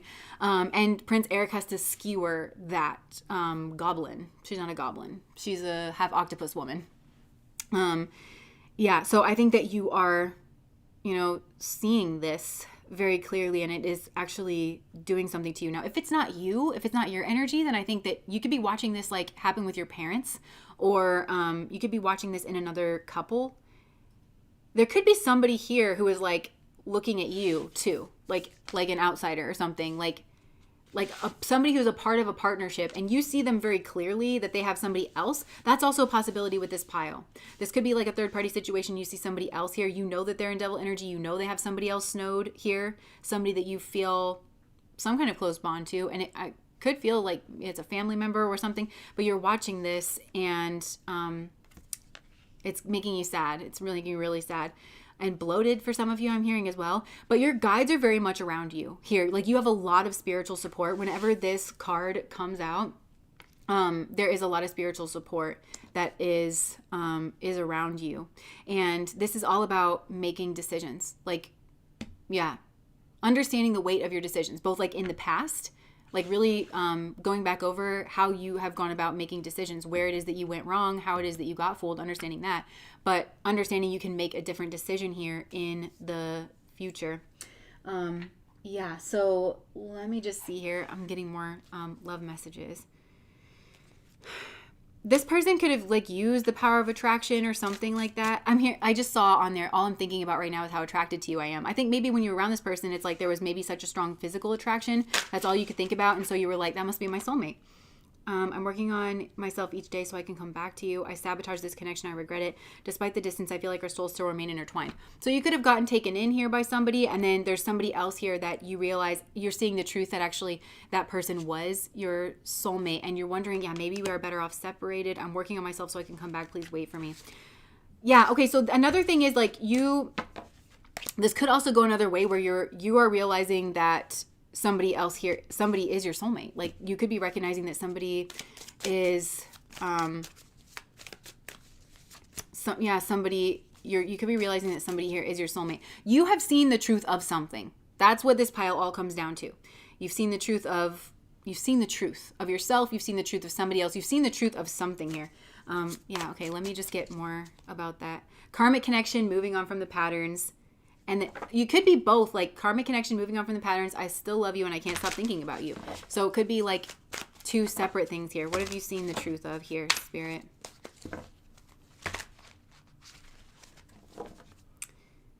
Don't forget about me. I haven't forgot about you. I wasn't planning on having anything serious when we met, but I can't deny that I'm falling for you. Somebody seeing through some like sweet talking, some kind of slick game that somebody was playing. I'm really strongly getting that. What do I want here? Like,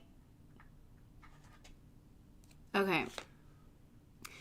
Fair woman. Maybe this is you, or this could be somebody that you're dealing with. Dealings or relationship with a woman with blonde, gray, or white hair. And then the family sorrow card came out here. For some of you, this is like a family situation. You could have realized the truth on a vacation, getting together with friends, something like that.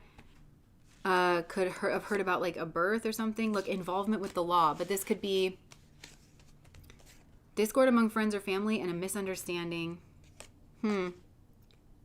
A two-faced friend. I was like, what is this truth here, right? So yeah, a two-faced friend. Control your anger. You will be sorry. Temporary situation. So there could have been a sudden like lash out of anger. It could have been like in a room or something, like on vacation. I don't know. Yeah.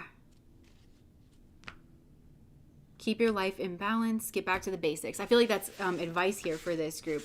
I want to know what you found the truth out about. I mean, obviously there's relational stuff that's going on here, but I think there's a bigger message that's trying to come through. Gossip. Interesting.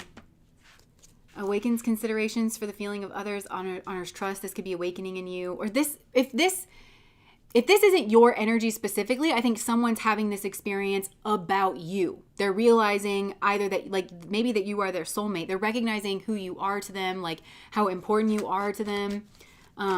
But somebody's seen the truth here of something, and there could have been gossip involved. Meant to delude. Something here was actually meant to delude. It was meant to blind. It was meant to, somebody here really meant to trick someone else.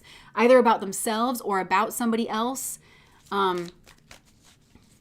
Look, somebody here is nasty. Okay, they thrive on the power of passing on private or secret information or betraying confidences. Yeah.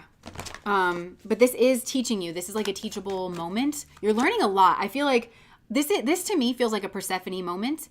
But the energy doesn't feel feminine. It feels like a masculine, like experiencing, or the masculine side of you experiencing a Persephone moment, realizing that they got taken for a ride, taken in, distorted. I'm hearing there's something here that was distorted. This could even be on a global scale where it's like maybe you're seeing through something that was like, there's words, there's a lot of gossip, there's a lot of maybe misinformation, and it's meant to like delude you or confuse you or lead you astray or get you to go after something different. And it's devil energy. Like if I think it has reared its ugly head in a particular person, somebody who is just, maybe a younger soul, to be honest, that was just easily kind of taken over or corrupted here by this energy, or somebody who's just very malintended. They were trying to get you to make a decision here about someone. That's what I'm getting. About a lover or about a friendship, or I'm seeing like the Gemini sign. So it could be about, they were trying to get you to make a decision here about someone. It could have been them. It could have been about a friend. It could have been about a gossip situation. Somebody could have tried to make you choose. And this has to do with like a path. Somebody was trying to control your path here. They were trying to get you to follow them. They were trying to get you to buy into their worldview or their philosophy in order to like baffle or confuse you. Yeah. And again, maybe this is giving you like a realization about who you are in this situation. Maybe like some of you, I'm honestly getting like, you could have been going through a period of low self-esteem. So you didn't realize like how attractive you are, how, that people really had their eye on you. And so somebody was like, I think when you were like, wait, what? Somebody was trying to trap me because they found me like so irresistible that they felt like they had to lie in order to pull me away from someone else. What? Like, so it's like the truth of who you are, that wait a minute, like I feel like I'm in a bad way, but apparently I got it going on, I guess. Like, I don't know, some of you, it's like that. What's the truth here? What hedonist? Okay, so this truth about hedonist energy. Look, Midas, miser, and a king. Yeah. Somebody here has like excessive feelings of entitlement. But I think, yeah, I'm hearing I got what I deserved, but I trusted you at first. Like you thought this person was like enlightened or benevolent, or there's somebody here trying to maneuver your road. That's what I'm getting. I want to know what you saw through, but I think it's different for everybody. I'm just like really curious about what is it? Like, what do you know the truth about? Okay, somebody could be wondering this about you, because maybe you're keeping quiet of the fact that you have this truth, whatever it is that you've seen through, and you could have changed, like you could have pulled back or like withdrawn in yourself to be more observant, and somebody here is wondering like if you're on to them or what you know. That's like, yeah. This person is stubborn and they're bossy and they're selfish and they are inflexible. And they could have tried to project this out on someone else, because that's what narcissists do, right? They are something and then they try to deflect. They try to say, oh, well, it's this person, that person. They could have done this to you.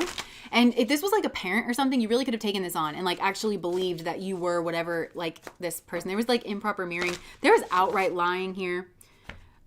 because somebody is infatuated with someone else. I don't know who this is. Look, pictures, regret, deuces, broken mirrors. Something here was not reflecting correctly. Somebody broke a mirror, and I'm hearing 7 years bad luck. It could have led to a goodbye. Somebody was trying to trick you here. Fed up, cutting away ties, walking away. Oh my gosh, somebody was actively trying to trick you here. They were determined. Look, spiritual attack. I knew it. Karma, divine intervention, facing their demons. So there was karma playing out here. I feel like this person is a karmic. Whoever was trying to trick you. I'm hearing the karma was like a karmic. You had a karmic tie with gossip. Try not to fixate so much on like the person, even though I think some of you, this was a real bad daddy that you like, male or female, this was a real bad daddy of like a person. This is somebody very deceitful, very treacherous, psychopathic almost. Like, I'm not trying to be like dramatic, but this person like has an intent to confuse you, to lead you astray. They were trying to get you to to believe one thing about a person, place, situation when they knew for a fact that it wasn't true. But they were trying to be really blinding. They were trying to be like all encompassing. Spiritual attack could have been to get you on side to like attack somebody else, like via gossip or like a friend or a partner, or to be two-faced. Oh, a two-faced friend. Maybe somebody they were trying to encourage you to be a double agent or like a two-faced friend to somebody else here. And you're realizing that now. To somebody that actually you are soul bonded with. This is like, however you relate, this could be a sibling. This could be somebody who is genuinely a part of your soul tribe, who is genuinely a good person, who is genuinely a friend, or somebody that, again, there could have been a competition for like a love interest and you didn't even realize that this person like saw you as serious competition. So they were trying to throw you off the scent so that you wouldn't go after this person or that you wouldn't believe this person. This is nasty. This is like really nasty energy, but through contemplation and being unsure about your choices or your decisions, you've realized that this person is false. Look, love affair, secrecy, third party, hooking up. So this could have involved that as well. There could have been lies or secrets or something like about that. And you're realizing that this was actually false. I'm hearing like sabotage or what is it called? This is like a smear campaign. That's what it is. This is a smear campaign. There is some kind of psychopathic smear campaign going on here. This feels beyond narcissistic to me. This is incredibly planned. This is also incredibly mean. Like somebody had an intention to really hurt someone here. And they may have tried to get you on side to do it, or maybe it was actually you, where it's like you thought this person was a friend. Somebody here is two-faced. This is scaring me. This is like this energy in this group is scary. It's like really bad, and somebody here could have actually been in danger. Like, I've always realized they're a loon, but do other people? That's the thing. Interesting. Narc, who's there? Envy. Oh my gosh, there's envy at play here. Hater, spiteful, jealous. They could be jealous of you. They could be jealous of this other person. Somebody here is like a hater, and they're trying to turn people against somebody here because they're hiding their true feelings. I think they're secretly they're trying to seem cold and detached, but they're secretly in love or they have deep emotions. So I'm getting that somebody here wanted somebody or they wanted something for themselves, and they were trying to potentially turn everybody else against this person because they wanted this person. So they were like, oh yeah, they were smear campaigning this person. This is evil. This is actually evil. And they could have been trying to like get people on side to like harm. This could have been happening to you. This could have been happening in your family, and they used gossip to do it. This is like character assassination. That's the word I was trying to remember earlier. Some kind of character assassination occurred here. This feels big. This feels like massive. Okay, I want to get some more cards about this. King of Swords in reverse. Yo, also this person who was trying to do this isn't very smart. Like, Spirit's like, yo, they're not smart. You could totally like see that this person's kind of lying because they're not intelligent, but they are very cold. Like, they had a plan that didn't come out. This person, I think they had a target here. This person could have seen you in as competition for somebody that they wanted. This person had a target here. And to be fair, for some of these people, I think it's a person that they saw as like very strong and very independent. And either they felt in competition with them over your affections, or they felt you were competition with them for this other person's affection. It could go either way. For some of these people, it has to do with like a business opportunity, you know, or they saw somebody here as like abundant, or they wanted to be, I'm telling you, there's words here. There was something that they said. Okay, I think this person could also have been afraid about some kind of truth coming out about them. So this is also the reason for the character assassination, because somebody here, this person's like, I'm wondering if they're abusive in some way. Could be financially, could be, you know, SA. Like this person is not good. And somebody here knew. And so I'm hearing truth teller. So it's like, if this person were to speak up and try to reach out for help or say this person did XYZ, well, they couldn't be believed about it. So they needed to run around and like spread some kind of like false gossip or false information about this person. I think you're seeing this and I think you're feeling really sad and very remorseful. This picture wasn't clear to you in the past. You weren't sure of what it was that you were seeing in the past because potentially you had been tainted by gossip here that was false or untrue, or that was this person's intention. And again, I can't tell where this could be directed at you, okay? Or this could be a situation that you're now seeing clearly. Look, it's a tower moment. This is causing a tower moment. Somebody here really built something up and they were very sneaky. This is very nasty energy. I keep saying this. And somebody else here, whoever they were trying to target, is the world. Like, they're everything and they are potentially a soulmate here. And they're defensive. Like, this person is like defensive towards this other person because they know who this person is. Like, whoever it is that they're trying to hate on or like smear campaign. And somebody here is like dimming their light. Maybe they're afraid, or that was the goal. Somebody here wanted somebody else to be afraid and to dim their light and to not shine the truth. The sun is the emblem of the truth. They also potentially wanted somebody here not to be happy. They could feel that money is involved. Like, money could be on the table. This could be a business deal where somebody is trying to, again, like secure some kind of funding or financing. So something here has to do with competition, and it has to do with competition in terms of the truth. Somebody here is trying to compete over the truth. Okay, so somebody here is the truth, is telling the truth, is actually the value, is actually creative, is actually something. Somebody else here isn't, but they still want whatever it is that they want. So instead of like building themselves up, they want to rival the truth. So this is like, they want to rival the narrative. That's what I'm trying to look for. They want a rival narrative. They want to introduce that. Yeah, because there could be sexual indiscretion here in the past. Maybe that's what this person's afraid of, like having come out. Somebody here could be greedy. They could be like a gold digger. They could want, they could have just wanted a nice house or something. They could have presented again as like very romantic or very loving, or, I was just trying to like be loving or being romantic or like whatever. But it's like, no, you had an agenda the whole time. Yes. Like, I'm hearing nasty like language here. This is my abuser. This person is a mess and a half. You need to get away from this person and potentially get away from a friend group, because I don't know how dumb your friends are, just to be honest. I don't know, because I think that it's pretty obvious who you are. But if these people are like, this person is trying to secure an offer or prevent an offer. That's what, and they're trying to cause, all they need to do is cause chaos. All they need to do is cause confusion, potentially present themselves as an option. Yeah, they either need to like sow discord and chaos in order to be able to present themselves as an option and to hide their true strategy. This person has strategy, and it's towards a person, and it's towards Venus. Venus is luxury, it's value, it's money, it's women, it's a romantic partnership. So somebody here is like trying to sow chaos and confusion in order to prevent other offers from coming in so that they can be the only offer. Like, but they could be doing something underhanded to prevent other offers from coming in, because somebody here is genuinely provides value or like love or something like that. This is very underhanded. This is extremely underhanded. This person's also afraid of judgment. Okay. They're afraid of some kind of judgment coming out about them. So instead, I think they tried to burn somebody else, but whoever this is they tried to burn just came back better and stronger. Like, this is what I was talking about. Like, the truth always comes to light. Don't worry about your reputation. Worry about your character. The truth always comes to light. And some of you may be realizing this because you could have been on a side of it where you realized somebody was doing this to somebody else, somebody that you love in whatever way, a sibling, a parent, like whatever. Or spirit is just trying to give you a heads up that this is going on so you don't break your own heart here. This is a betrayal. Somebody here is betraying somebody. There's a betrayal, and it could have to do with a contract as well. They could be trying to get somebody in a contract, and this could be like super weird. I'm literally picturing like, when I first like started dating, I broke up with my first like boyfriend ever, and I like knew him in high school, and like literally the first date that I went on, and I got convinced to go out on that date and everything. He literally tried to get me to sign a joint loan application. I can't even believe this like actually really happened.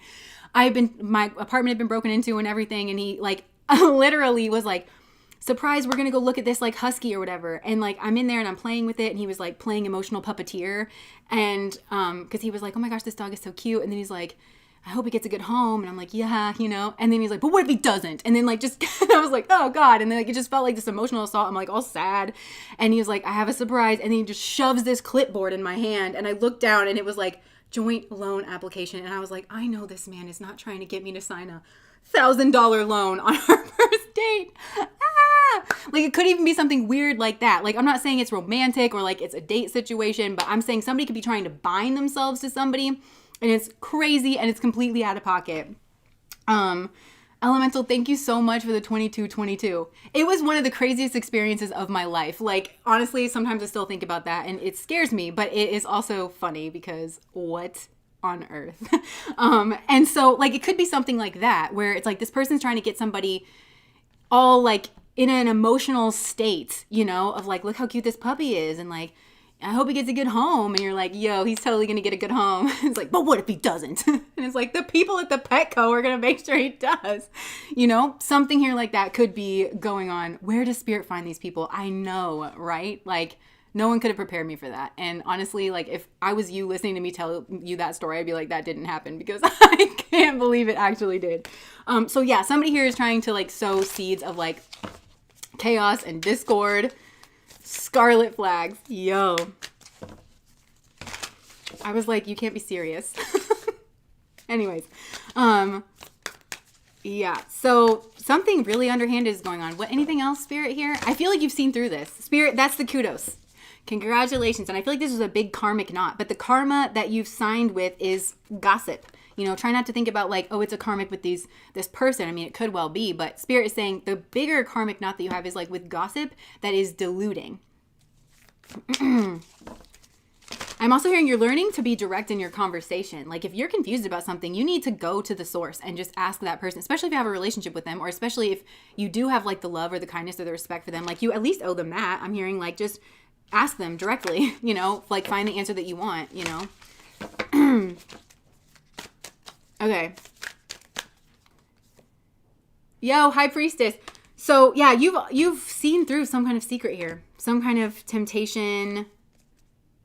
You're healing. You're healing from this. So kudos, because I feel like I'm hearing, oh, the tangled webs we weave. So there was a very tangled web here that I feel like you were caught in. Yeah, I'm literally picturing like Frodo, like, you know, caught in that big giant spider's web, and you were caught in there for a long time, but with this little sword of truth, like you've been slowly kind of cutting your way, and it's been like getting, you know, all on you. Some of you are realizing that you've been massively sabotaged. Like, you wanted something, like you wanted to go after that job, you wanted to go after that opportunity or that relationship or that person, but you were led to believe something. So it actually did. For some of you, you're realizing that I lost out on an opportunity because I just got convinced not to go after it, you know, and I shot myself in the foot or like something like that. Do we get peaceful bearded men as a reward? Maybe, possibly. Let me ask the cards.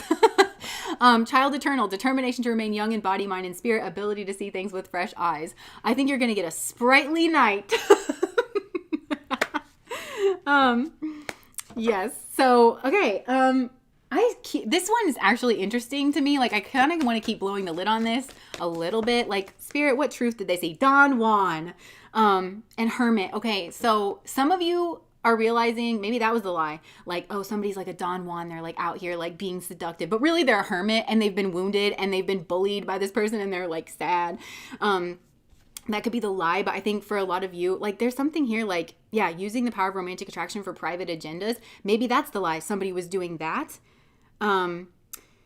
And maybe, yeah, like maybe you are afraid of seeming like you got taken in by this. So potentially, remember I was saying like, I'm seeing you get sucked into that cave because maybe you feel like you have low self-esteem or you're not believing in yourself, because withdrawals from society out of fear or negative judgments of others, refusing to help those in need. Maybe it scared you. I'm hearing like, this experience ruined me. Like, for some of you, it could scare you of trusting again, like in whatever arena this is, because you're realizing how treacherous people can be. But this is why we learn about psychology, because if you kind of know the lay of the land a little bit, you don't have to be so afraid of it. I mean, you know, even full-blown therapists with like doctorates in psychology, they can still be taken in by like a narcissist or something like that, you know, because it's hard to tell, like it's hard to see those tactics, but you can do certain things to kind of bolster yourself up. And Spirit is like not wanting you to get stuck here. Spirit is like trying to call you out of this cave.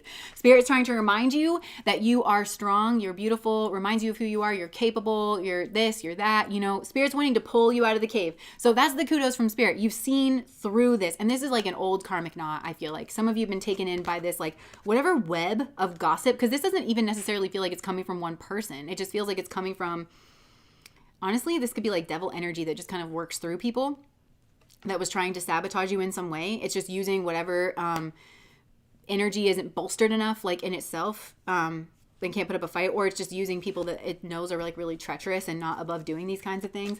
But I feel like you've had a karmic contract with this for a while, and this is like really worth celebrating. Spirit, what else do you want to say about this gossip? Oh, Texturism says, my new man constantly reminds me that the world isn't always evil. Same. Lies at the altar. Yeah. I think I'm going to, yeah, lies at the altar. I'm in the cave till spring. We'll sing Groundhog Day. It's good time as any. Look, slave. Yeah, so I'm hearing 12 years a slave. I heard that in another reading. So yeah, this lie that you've seen through, you realize that you were giving your power over to an external authority. And maybe this is just believing someone else. Like you were just believing somebody else's like version of events. You gave your power over to that person out of fear of making your own choices. Maybe this was something like you wanted to go after something, but you were also scared of it. Because sometimes we get scared of our own power, right? Like, well, I really want to go after that promotion, but I'm kind of scared of it. Oh, well, like I just heard that the boss is a tyrant, so I'm not going to go after it. And it soothed some part of you. I think that's something that you need to realize too. It soothed some part of you because you were like, well, that takes the fear out of decision making, but it's like, yeah, I'm really hearing that like fear of making your own choices, but it's this judge energy. Somebody here could have misused authority. Yeah. Something. You saw through something here. You saw through something here. I don't know why I want to keep... Look, Don Juan and the Mystic. So again, this is maybe connected you with your intuition, or again, like with tarot, maybe sorting through this situation brought you to tarot. And I'm hearing like, look, this is helping you see in the dark. Somebody here was trading ethical principles for victory at any cost, and they were indifferent to the suffering inflicted upon others. Somebody here was like this. And somebody else here was the strength, the skill, the discipline, and the toughness of will. They were the heroism, the stoicism, and the self-sacrifice and conquering the ego. And I feel like you are being invited... Yeah, like you are being invited to be in this like positive warrior energy. That's what I'm getting. Okay, so I'm going to get a couple broken mirrors because something, broken mirrors, it's like it broke your ability to see clearly or to like reflect in this situation, or you were given the wrong impression, because people are mirrors, like, right? And again, I saw the envious, the hater, the spiteful. Somebody here is like envious. I think this is when my gifts first broke and I felt the call to start serving the collective EO. Oh my gosh. So that's what thank you, Janae, because that's what the high priestess was trying to say. It's like, this experience created a need in you to be able to see in the dark. And so this is how spirit is giving you your psychic or intuitive gifts or abilities, because it's not frivolous. You have reached a stage of your human development where you actually need it in order to navigate the situation well. So connect with your intuition.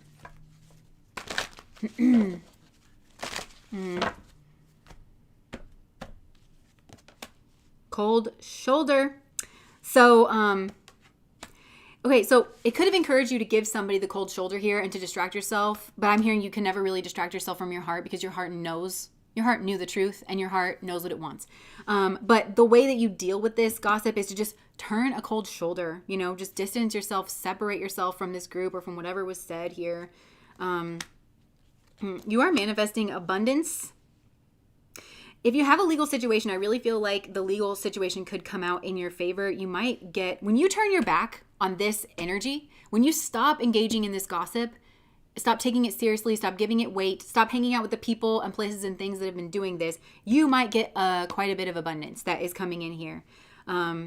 When you break away from this. So I don't know if you're afraid about like your reputation or people like not seeing you clearly, but as soon as you break from this, you are going to get some kind of maybe unexpected money. You could become an entrepreneur, and you may actually get back together or be able to resolve issues here with somebody that you're thinking of. And I'm also hearing this person is thinking of you too, positively. Crying, nostalgia, missing you. Yeah, I think you could have gotten in a fight here with somebody that actually means quite a bit to you. And you were led to get into a fight with this person by somebody who was just frankly an egotistical, lying maniac. And you have guilt and you feel remorseful and maybe ashamed that you fell for this. And and you owe somebody here an apology. And you should give this person an apology in whatever way that's possible. Like, don't shy away from it. I think it would mean a lot to this person. And some of these people might not even know that, like, there's something going on behind the scenes, or that they're being targeted by, like, literally a psychopath. Look, and if you can safely do it, if you can, like, if this is going on at work, you may want to let your boss know. But these people are tricky, so you want to be careful with that. But I don't know. It's like, look, I'm seeing this, like, egg on their face, right? Ashamed, backfired, got caught. This person may get caught, or, like, their plan to do this, because you've seen through this person's plan to do this may have backfired. They could have gotten caught here. Yeah. I think some of these people, they're hitting rock bottom. So if this occurred and you're wondering whatever happened to this person, I think they're hitting rock bottom, because the karma is catching up with them. They may have legal issues. Or if this person did something to you that you may have a legal case about, I see a favorable outcome for you. This person, like, again, like, jail, legal issues, life falling apart. I mean, ashamed, backfired, got caught, egg on their face. Yeah. I think this person, it's whatever secrets they were trying to do to create, like, a friction or an argument, to manufacture drama and controversy around a person who didn't deserve it. It's going to blow up in their face, karmically speaking. Because somebody here around them could also just be realizing this, and they're going to call this person out. So she's being sued. Yeah, like, for some of these people, their karma is actual legal, like, it's catching up with them. I'm hearing, and I just heard there's a paper trail. There's an actual, like, there could be text messages. There's a paper trail of this going on, of some kind of bullying, of some kind of gossip, of some kind of lying, of some kind of false rumors. There's some kind of paper trail and it's catching up with this person. They're going to get caught. This person's going to get caught if they haven't already, because Spirit is putting somebody in their path that can see through them and will stand up to them, and they're going to lose in court. That's, like, really what I'm getting.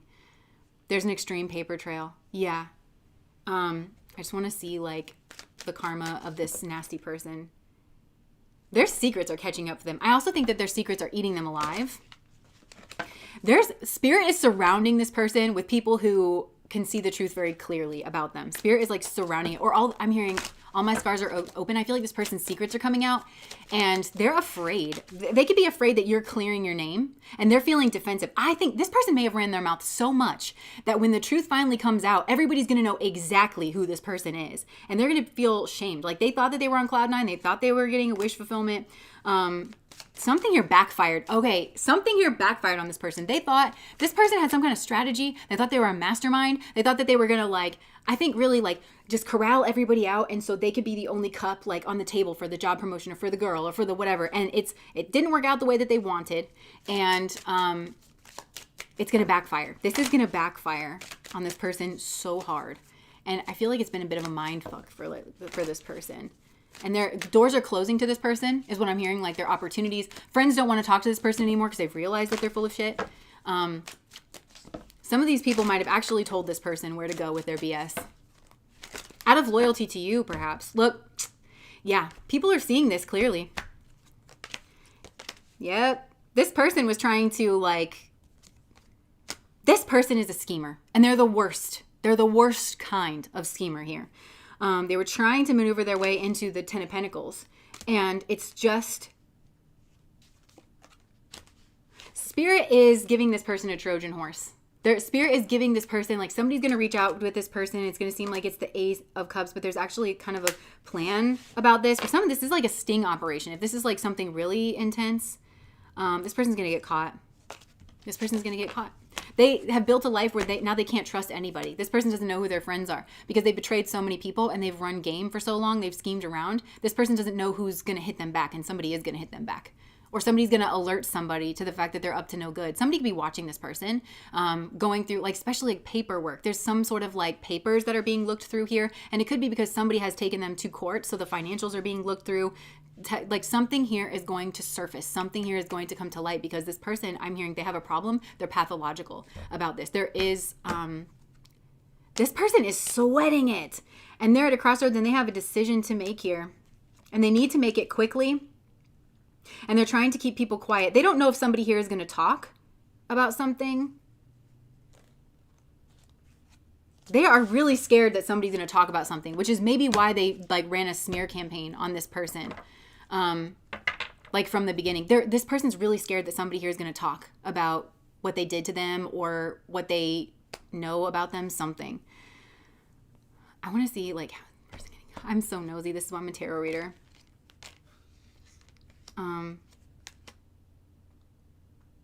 Yo, like somebody is secretly watching this person. I'm telling you, like this person's just gonna, they're just gonna get caught. Okay, they're just gonna get caught. I'm strongly feeling that. I'm so excited. I love justice so much. I love it when bad people get caught. I can't believe this person could try to frame you. Like this person seeing who they are.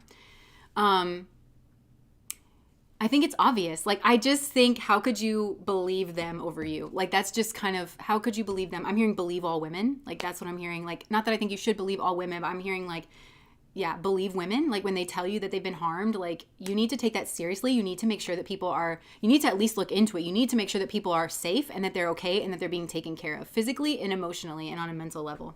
So, yeah, that's what I have for you guys, pile number 3. That was an interesting one. I'm invested in that one. I wish that was a TV show and then I could just like tune into to like see when they catch the bad guy. But maybe I can watch that when I die. I'll be like, Spirit, remember that reading? Could you just cue that up for me? Whatever actually happened. Okay. What a horrible human being. All right. So I'm going to take a drink and then we're going to get into the messages from Spirit. Very vindicating. Yes. I'm hearing the universe does, it might be a slow, long arc, but the universe does always move towards justice. It really does.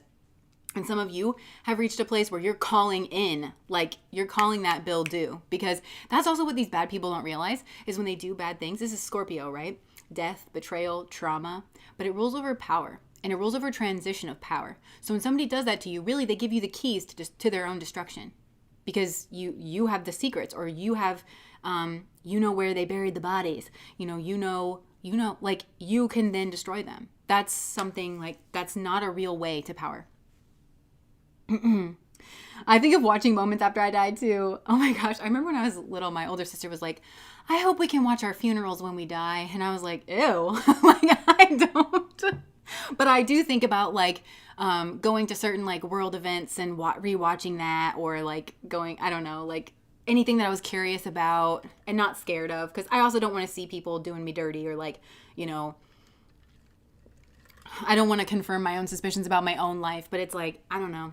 It's like, you know, like, I don't know. I like to watch true crime sometimes. Like I get in kicks of that. I love Bows Against the World. I love watching her channel. It's kind of like that, you know, it's like, oh yeah, but I only want to watch the ones where it's like, they get caught. Ha. Reminds me of somebody being exposed. I'm not going to say that because I think sometimes YouTube doesn't like when, people talk about current events. Like I don't have problems with my videos most of the time, but whenever I do have problems with them, it's because I've mentioned some kind of current event. I feel like it's funny whenever he was alone. Nice. Okay. I just need to break into the Akashic records. Do you think that's a thing? I totally think the Akasha is a thing. I just don't think that it like works the way that, you know, we think. I think that, you know, stuff happens and of course the universe knows everything and is infinite in its possibilities. So of course it knows everything, you know. I don't think it's like a file room. Although I think you can like, I think our brains kind of, I don't know, can store certain things, but, oh, that was just my lip gloss. Okay. Vaping. All right. So let's just get into the general message. Let's see.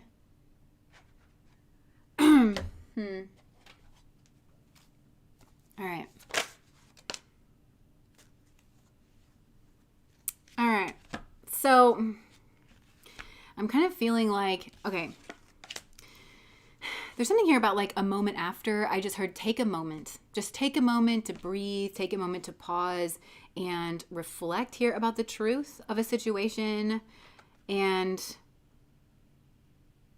yeah, how do I describe this? So I'm seeing the Queen of Swords here and she's looking up at the Sword of Truth, right? And the truth might have originally made her mad, but then I'm seeing like the butterfly at the top. I feel like Spirit is trying to bring some happy news in. I'm not entirely feeling like this is new energy, so I'm just going to shuffle this. So Spirit, new energy here for the general message. new energy here for the general message. Oh, interesting. All right, I feel like there's a tower moment here. And this is a moment after, so I feel like there's already been a tower moment. Okay, so Spirit's talking about a tower moment here. This is some kind of major event. I'm hearing catastrophic event, something here. And it's making somebody here want to fight. Hey. Let me just see. Spirit, what is this tower moment that you're wanting to talk about? Look, it's an argument. Somebody is pissed. Okay, somebody here is pissed. I don't know if this is you. Somebody has a fire up under their ass, okay? Because something happened. Somebody here is going to go after somebody in order to, like, get their victory here. Somebody's going after somebody here. There is definitely an argument. Okay, so there's been some sort of argument. Somebody is going to skewer somebody with their own truth here, and they do have the higher ground. This person's not usually like this. Like, whoever this is, they're not usually like angry. They're not usually like quick to jump but somebody's feeling a lot of energy. There's a lot of heat in the body. I feel like they really want to move. Like, this person could want to like go for a run or like, hit a punching bag or something. They've got a lot of energy that's just contained. They're pissed. I feel like, this person, they wanted some kind of like long-term plan or long-term success, happiness, happy family, like truth, kids. Yeah. And maybe somebody is, for whatever reason, that's not been able to happen. There could have been a fight. Something could have really gone wrong here. And again, like something, and again, like somebody here like got caught. Somebody here got caught. Okay, hold on. I'm not entirely sure what this is trying to say. I'm going to get my other deck. Oh, I see. This person is about to break the mold in something.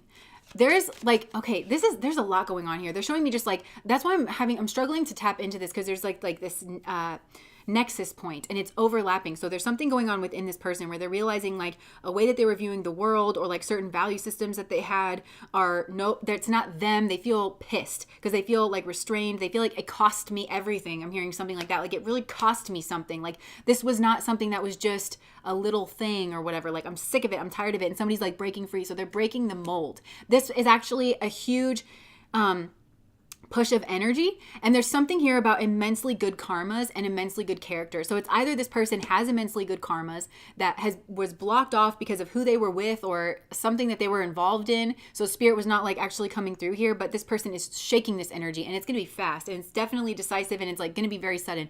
And so either this action is generating a bunch of good karma here for this person, because this person is righteous. I'm hearing like in their whatever it is that they're realizing the truth about or like mad about or fighting with, that's not the truth. They were masquerading as the truth, or this whatever this was trying to masquerade as like as spiritual or like the higher path or something like that. This person is pissed. And so they are like breaking free. And again, I think this may be like an argument. This person's going to like stand up for themselves. They're going to skewer somebody or like something with their own truth. It could be a belief system. Again, it could be a person. But this person, they have the sword of truth. Look, they're seeing with like immense clarity. This is like a leader in a group situation here as well. And a thought process. Somebody is very pissed. I'm hearing like mind control or brainwashing. They feel like they were led astray, and because they wanted the good life, or they wanted like abundance. So I don't know what this is, because this could have been like a leader. This could have been like a church or something like that. Somebody here like had the truth, had the answers. Somebody was like giving advice, and this person built upon that advice, and that advice was corrupted. They could have even like gotten married on like the advice of somebody here, because they were promised like the good life, or they thought that this partnership was going to be abundant or whatever. But this person is realizing that they were made a fool of, or like taken for a ride.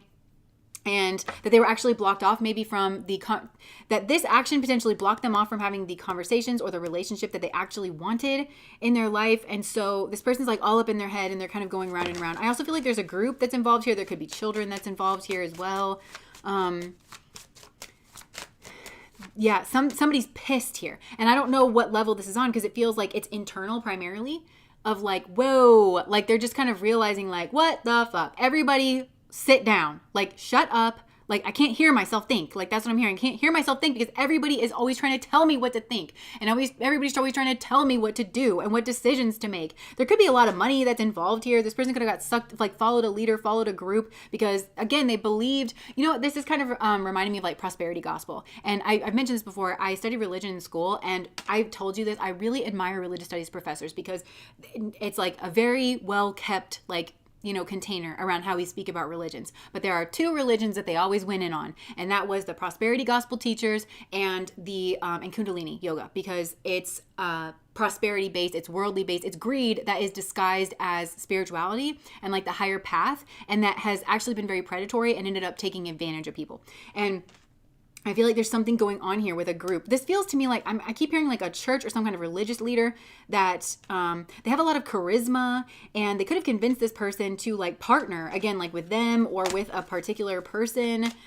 And it was like, you guys are going to be a power couple, and like, you're going to be like beautiful and amazing, and you're going to have lots of abundance and everything. And people, you're just going to be a pillar in the community. But you know what this person was not doing? This kind of like, I'm kind of picturing in my mind somebody, like, I'm picturing like old-timey days, right? Where women were property and had to get like married to people. So I'm picturing a mother that maybe is genuinely concerned for her child, and she's like, okay, so here's what you're going to say. He likes this, this, and this, and, sit with your napkin in your lap, and for God's sakes, like, don't burp, and, make sure that you only eat cute food, or like, I don't know. It's like, here's how you're going to like make him fall in love with you. What is not being said is find your soulmate, find your true partner. So somebody here was like kind of taught how to put on the pretty princess or the pretty prince vibe of like, and somebody here got like drawn into something, and it could have been a deal, could have been a partnership, could have been a job. They were lured down a path that was like paved with gold, but it was all like fake, and it was all false, and it was also for the benefit of other people, and this person feels used. That's what I'm getting.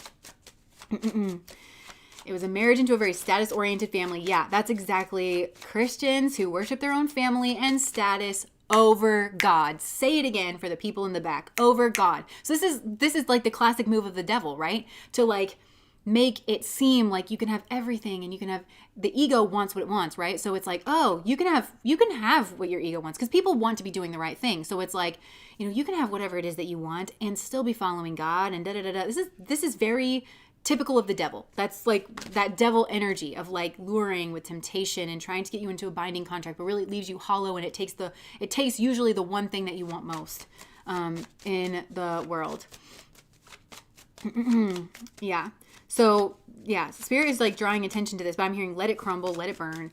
There could be some kind of like, again, partnership of, and it could be with a group. Somebody here could be a benefactor, like a big benefactor of, or it's like this is mutual. It's like a benefactor, but a recipient of some kind of like group. But it's like, this is gross energy. It's really reminding me of like prosperity gospel going on here. And there's a lot of people involved in this. And somebody here that was like a part of the group that seemed like they were just a side character was actually like very strategic and very involved. They could have pretended to be a friend, but this person was actually very strategic and working on behalf. There's somebody here who's like an emissary for like this, somebody here who's like a leader. And this is a person where people bring somebody to this person, this sun energy. But this is this sun energy person who I think is a masculine energy and is a leader of some kind.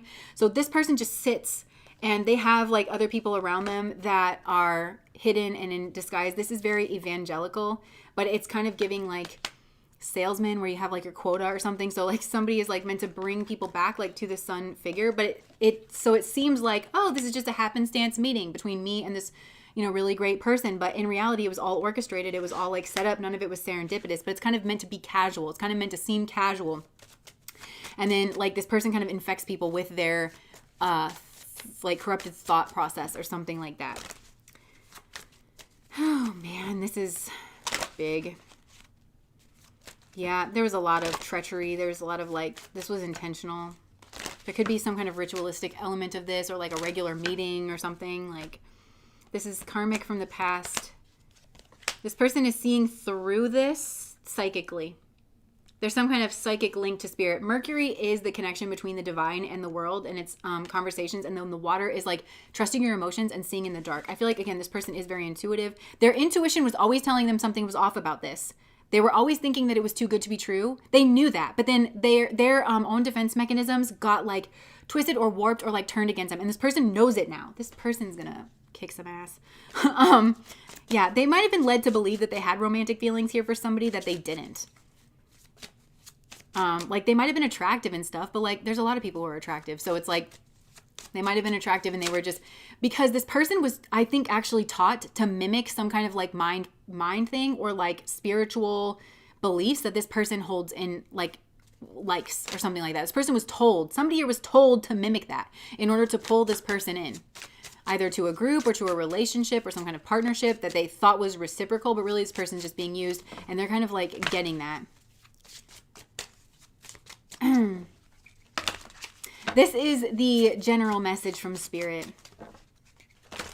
Also, I have a headache right now. So I feel like this person, maybe it started out like fun and then like this person is now like their head is hurting from the amount of like treachery. Something needs to change. Look, this person's connecting with their intuition. They're realizing something needs to change here. But I'm also hearing pocket change. Look, mask, hidden motive, conceal, disguise, lying. Somebody here has been revealed. This person has revealed the truth to themselves. Like they're onto it. This person they're not buying the bullshit anymore. Yeah, they're not drinking the Kool-Aid anymore. They were led. This person was led by Spirit, like through signs and synchronicities, a series of like coincidences, signals, hints, and messages from the universe that somebody here was a snake and they were not. I'm hearing snake in the grass. They were masked. They were hiding who they really were. They were hiding their actual real motive here. And there was a lot of strategy with this, but this looks like a system. This looks like a system that's designed to kind of like pull people in. There could have been a lot of text messaging and like, yeah, a lot of communication. Like this person was really, look, hookup. Yeah, this was like a hookup and it should have stayed that way maybe. Yeah, and then this person, look, magnetic attraction, but it wasn't. Like, honestly, the honest to God truth of this is that there was no magnetic attraction. But it was like with all of this, they kept piling on things here to make the packaging look like really alluring. But this person has no actual connection with this other person. I think there was like a manufactured attraction here that's not natural. It's not native, like between these people. It was just, yeah. And then this person, eventually they got overwhelmed with like all of this kind of like being thrown at them that they eventually like just surrendered, letting go, release, giving up, patience. I feel like this person this person was sort of like pushed into proposing to someone. That's what I'm getting. That's like so extreme. But I feel like this person was just so overwhelmed and so inundated and they were convinced not to go down their true path. And they lost something very dear to them. It meant that they didn't or couldn't have a conversation with someone that they needed to have, somebody that they loved. It meant that they lost a very key relationship in their life. This person was led to like either propose to someone or accept a proposal. And I think for a lot of them, it was like romantic, but it could have been business or something else here as well. Relationship, commitment, partner, boyfriend, girlfriend, player. They got played. And for some of these people, they thought they were the player. This person thought they were the big fish, which is in a very, very weak position to be in. If you think you're top dog, think again, okay? Because all that means is that you've got a lot of blind spots around you where people can just butter you up and tell you how great you are and how strong you are. That could have been what happened here too. Oh, you're so great. Oh, you're so strong. Meanwhile, they're playing this person for the fool.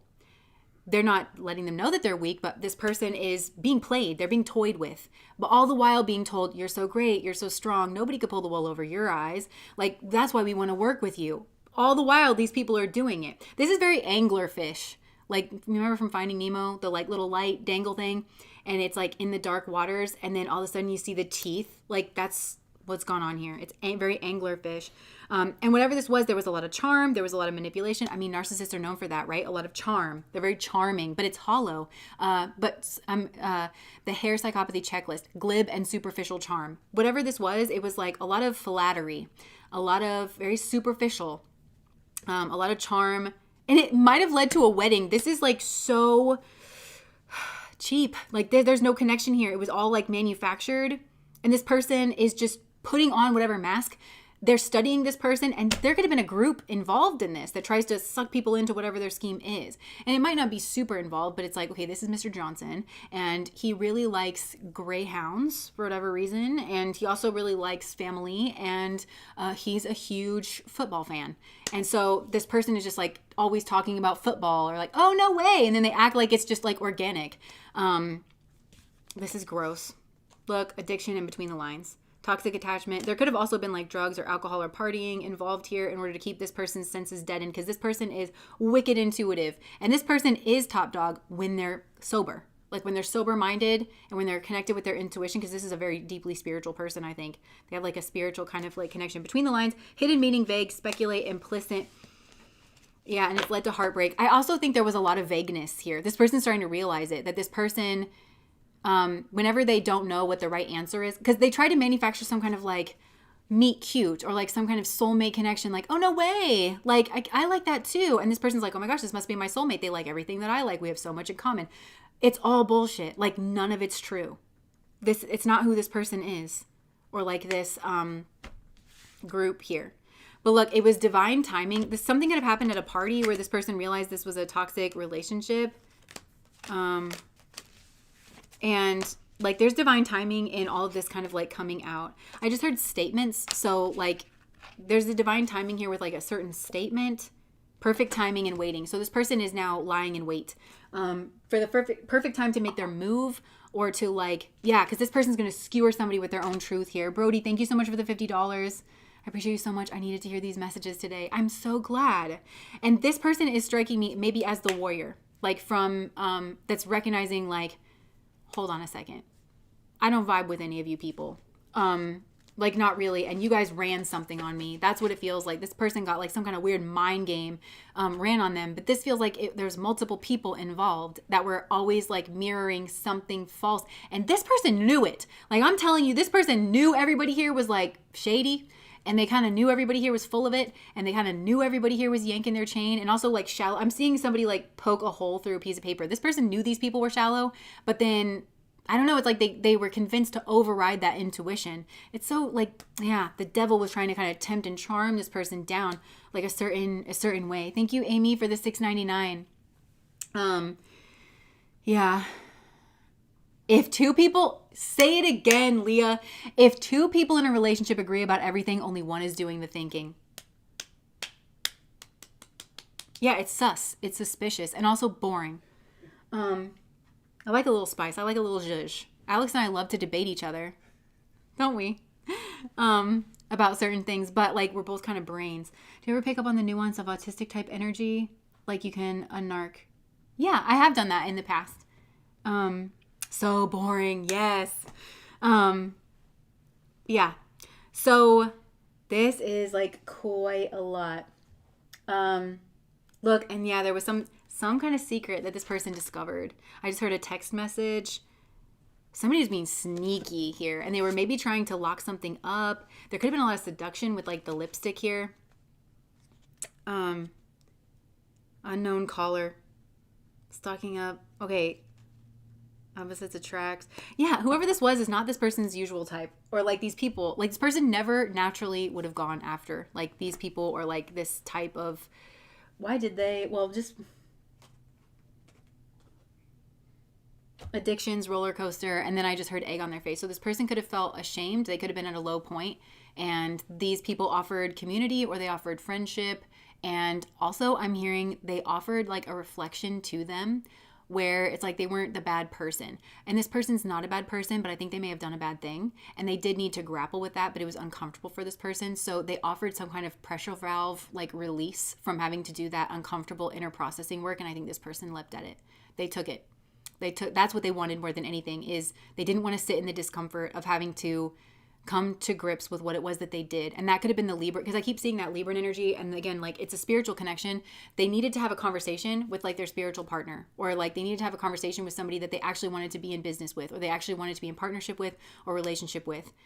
They needed to make that right. And this person, spirit had this person sitting in timeout, so that they had to do that inner reflective work so they could have that healthy conversation with that person in the way that it needed to be had, so that they could go on to have like a long-term healthy partnership between the two of them. Again, in business or in love, take that however it resonates. But then this person just got distracted. And it was like, it just kind of kept like kind of getting renewed. And the reason, like the spiritual reason why this person tolerated it at all was, again, because it was just so uncomfortable for them to sit with the reality of who they are or what they did or how they acted or what they said. And they couldn't come to grips with it. They couldn't integrate that shadow. And then I'm hearing man up and say I'm sorry and mean it. And so they didn't have that conversation. I think there's a lot of guilt. This person may have to kind of like live with that because they may have getting involved with these people. I also think Spirit needs to keep this person away from whoever it is that they're with, because the involvement with whoever this was, especially because it's not their usual type, it's not who this person usually would have gotten involved in, that's really going to hurt their partner. Like there's something about like their spiritual partner. So Spirit is kind of trying to keep these two separated because it could potentially, like now this person's in a place where it could break their partner, like their original spiritual partner, to know who it was. I heard who they were doing, why they were doing it, what they got like sucked into. I mean, there's a lot of, this needs to break for now. Yeah.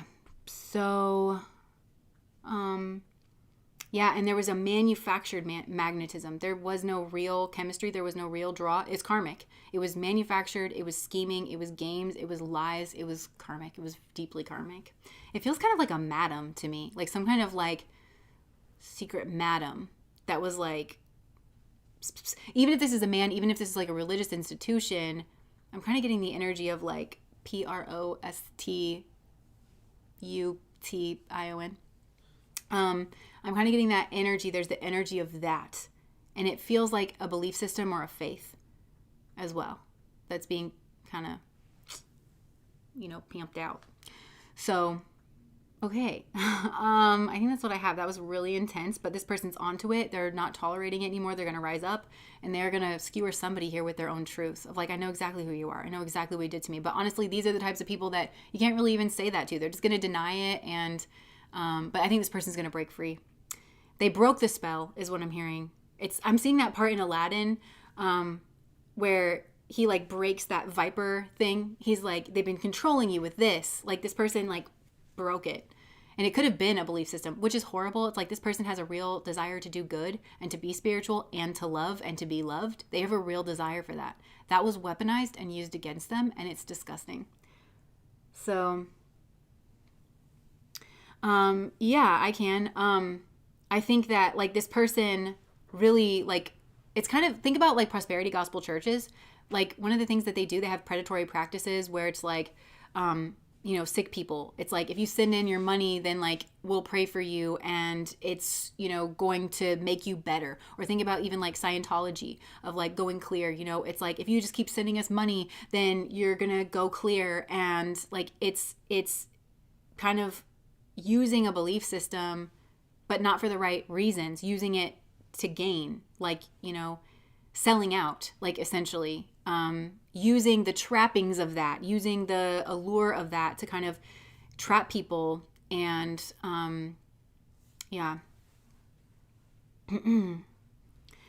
they use their love against me. I don't think there was any actual love in this situation. I think it was all game and strategy and power and manipulations and selfishness. I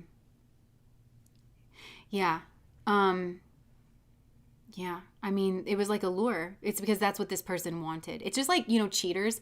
They think, oh, I just cheated like once or twice. What you're doing is you're making someone afraid of love. You're making somebody afraid to open up. There's nothing more egregious than that. It's similar here. It's like this person wanted to be spiritual. They wanted to open up. They wanted to be a good person, and somebody preyed upon that by getting them involved in, I'm hearing MLM. This was actually like an MLM.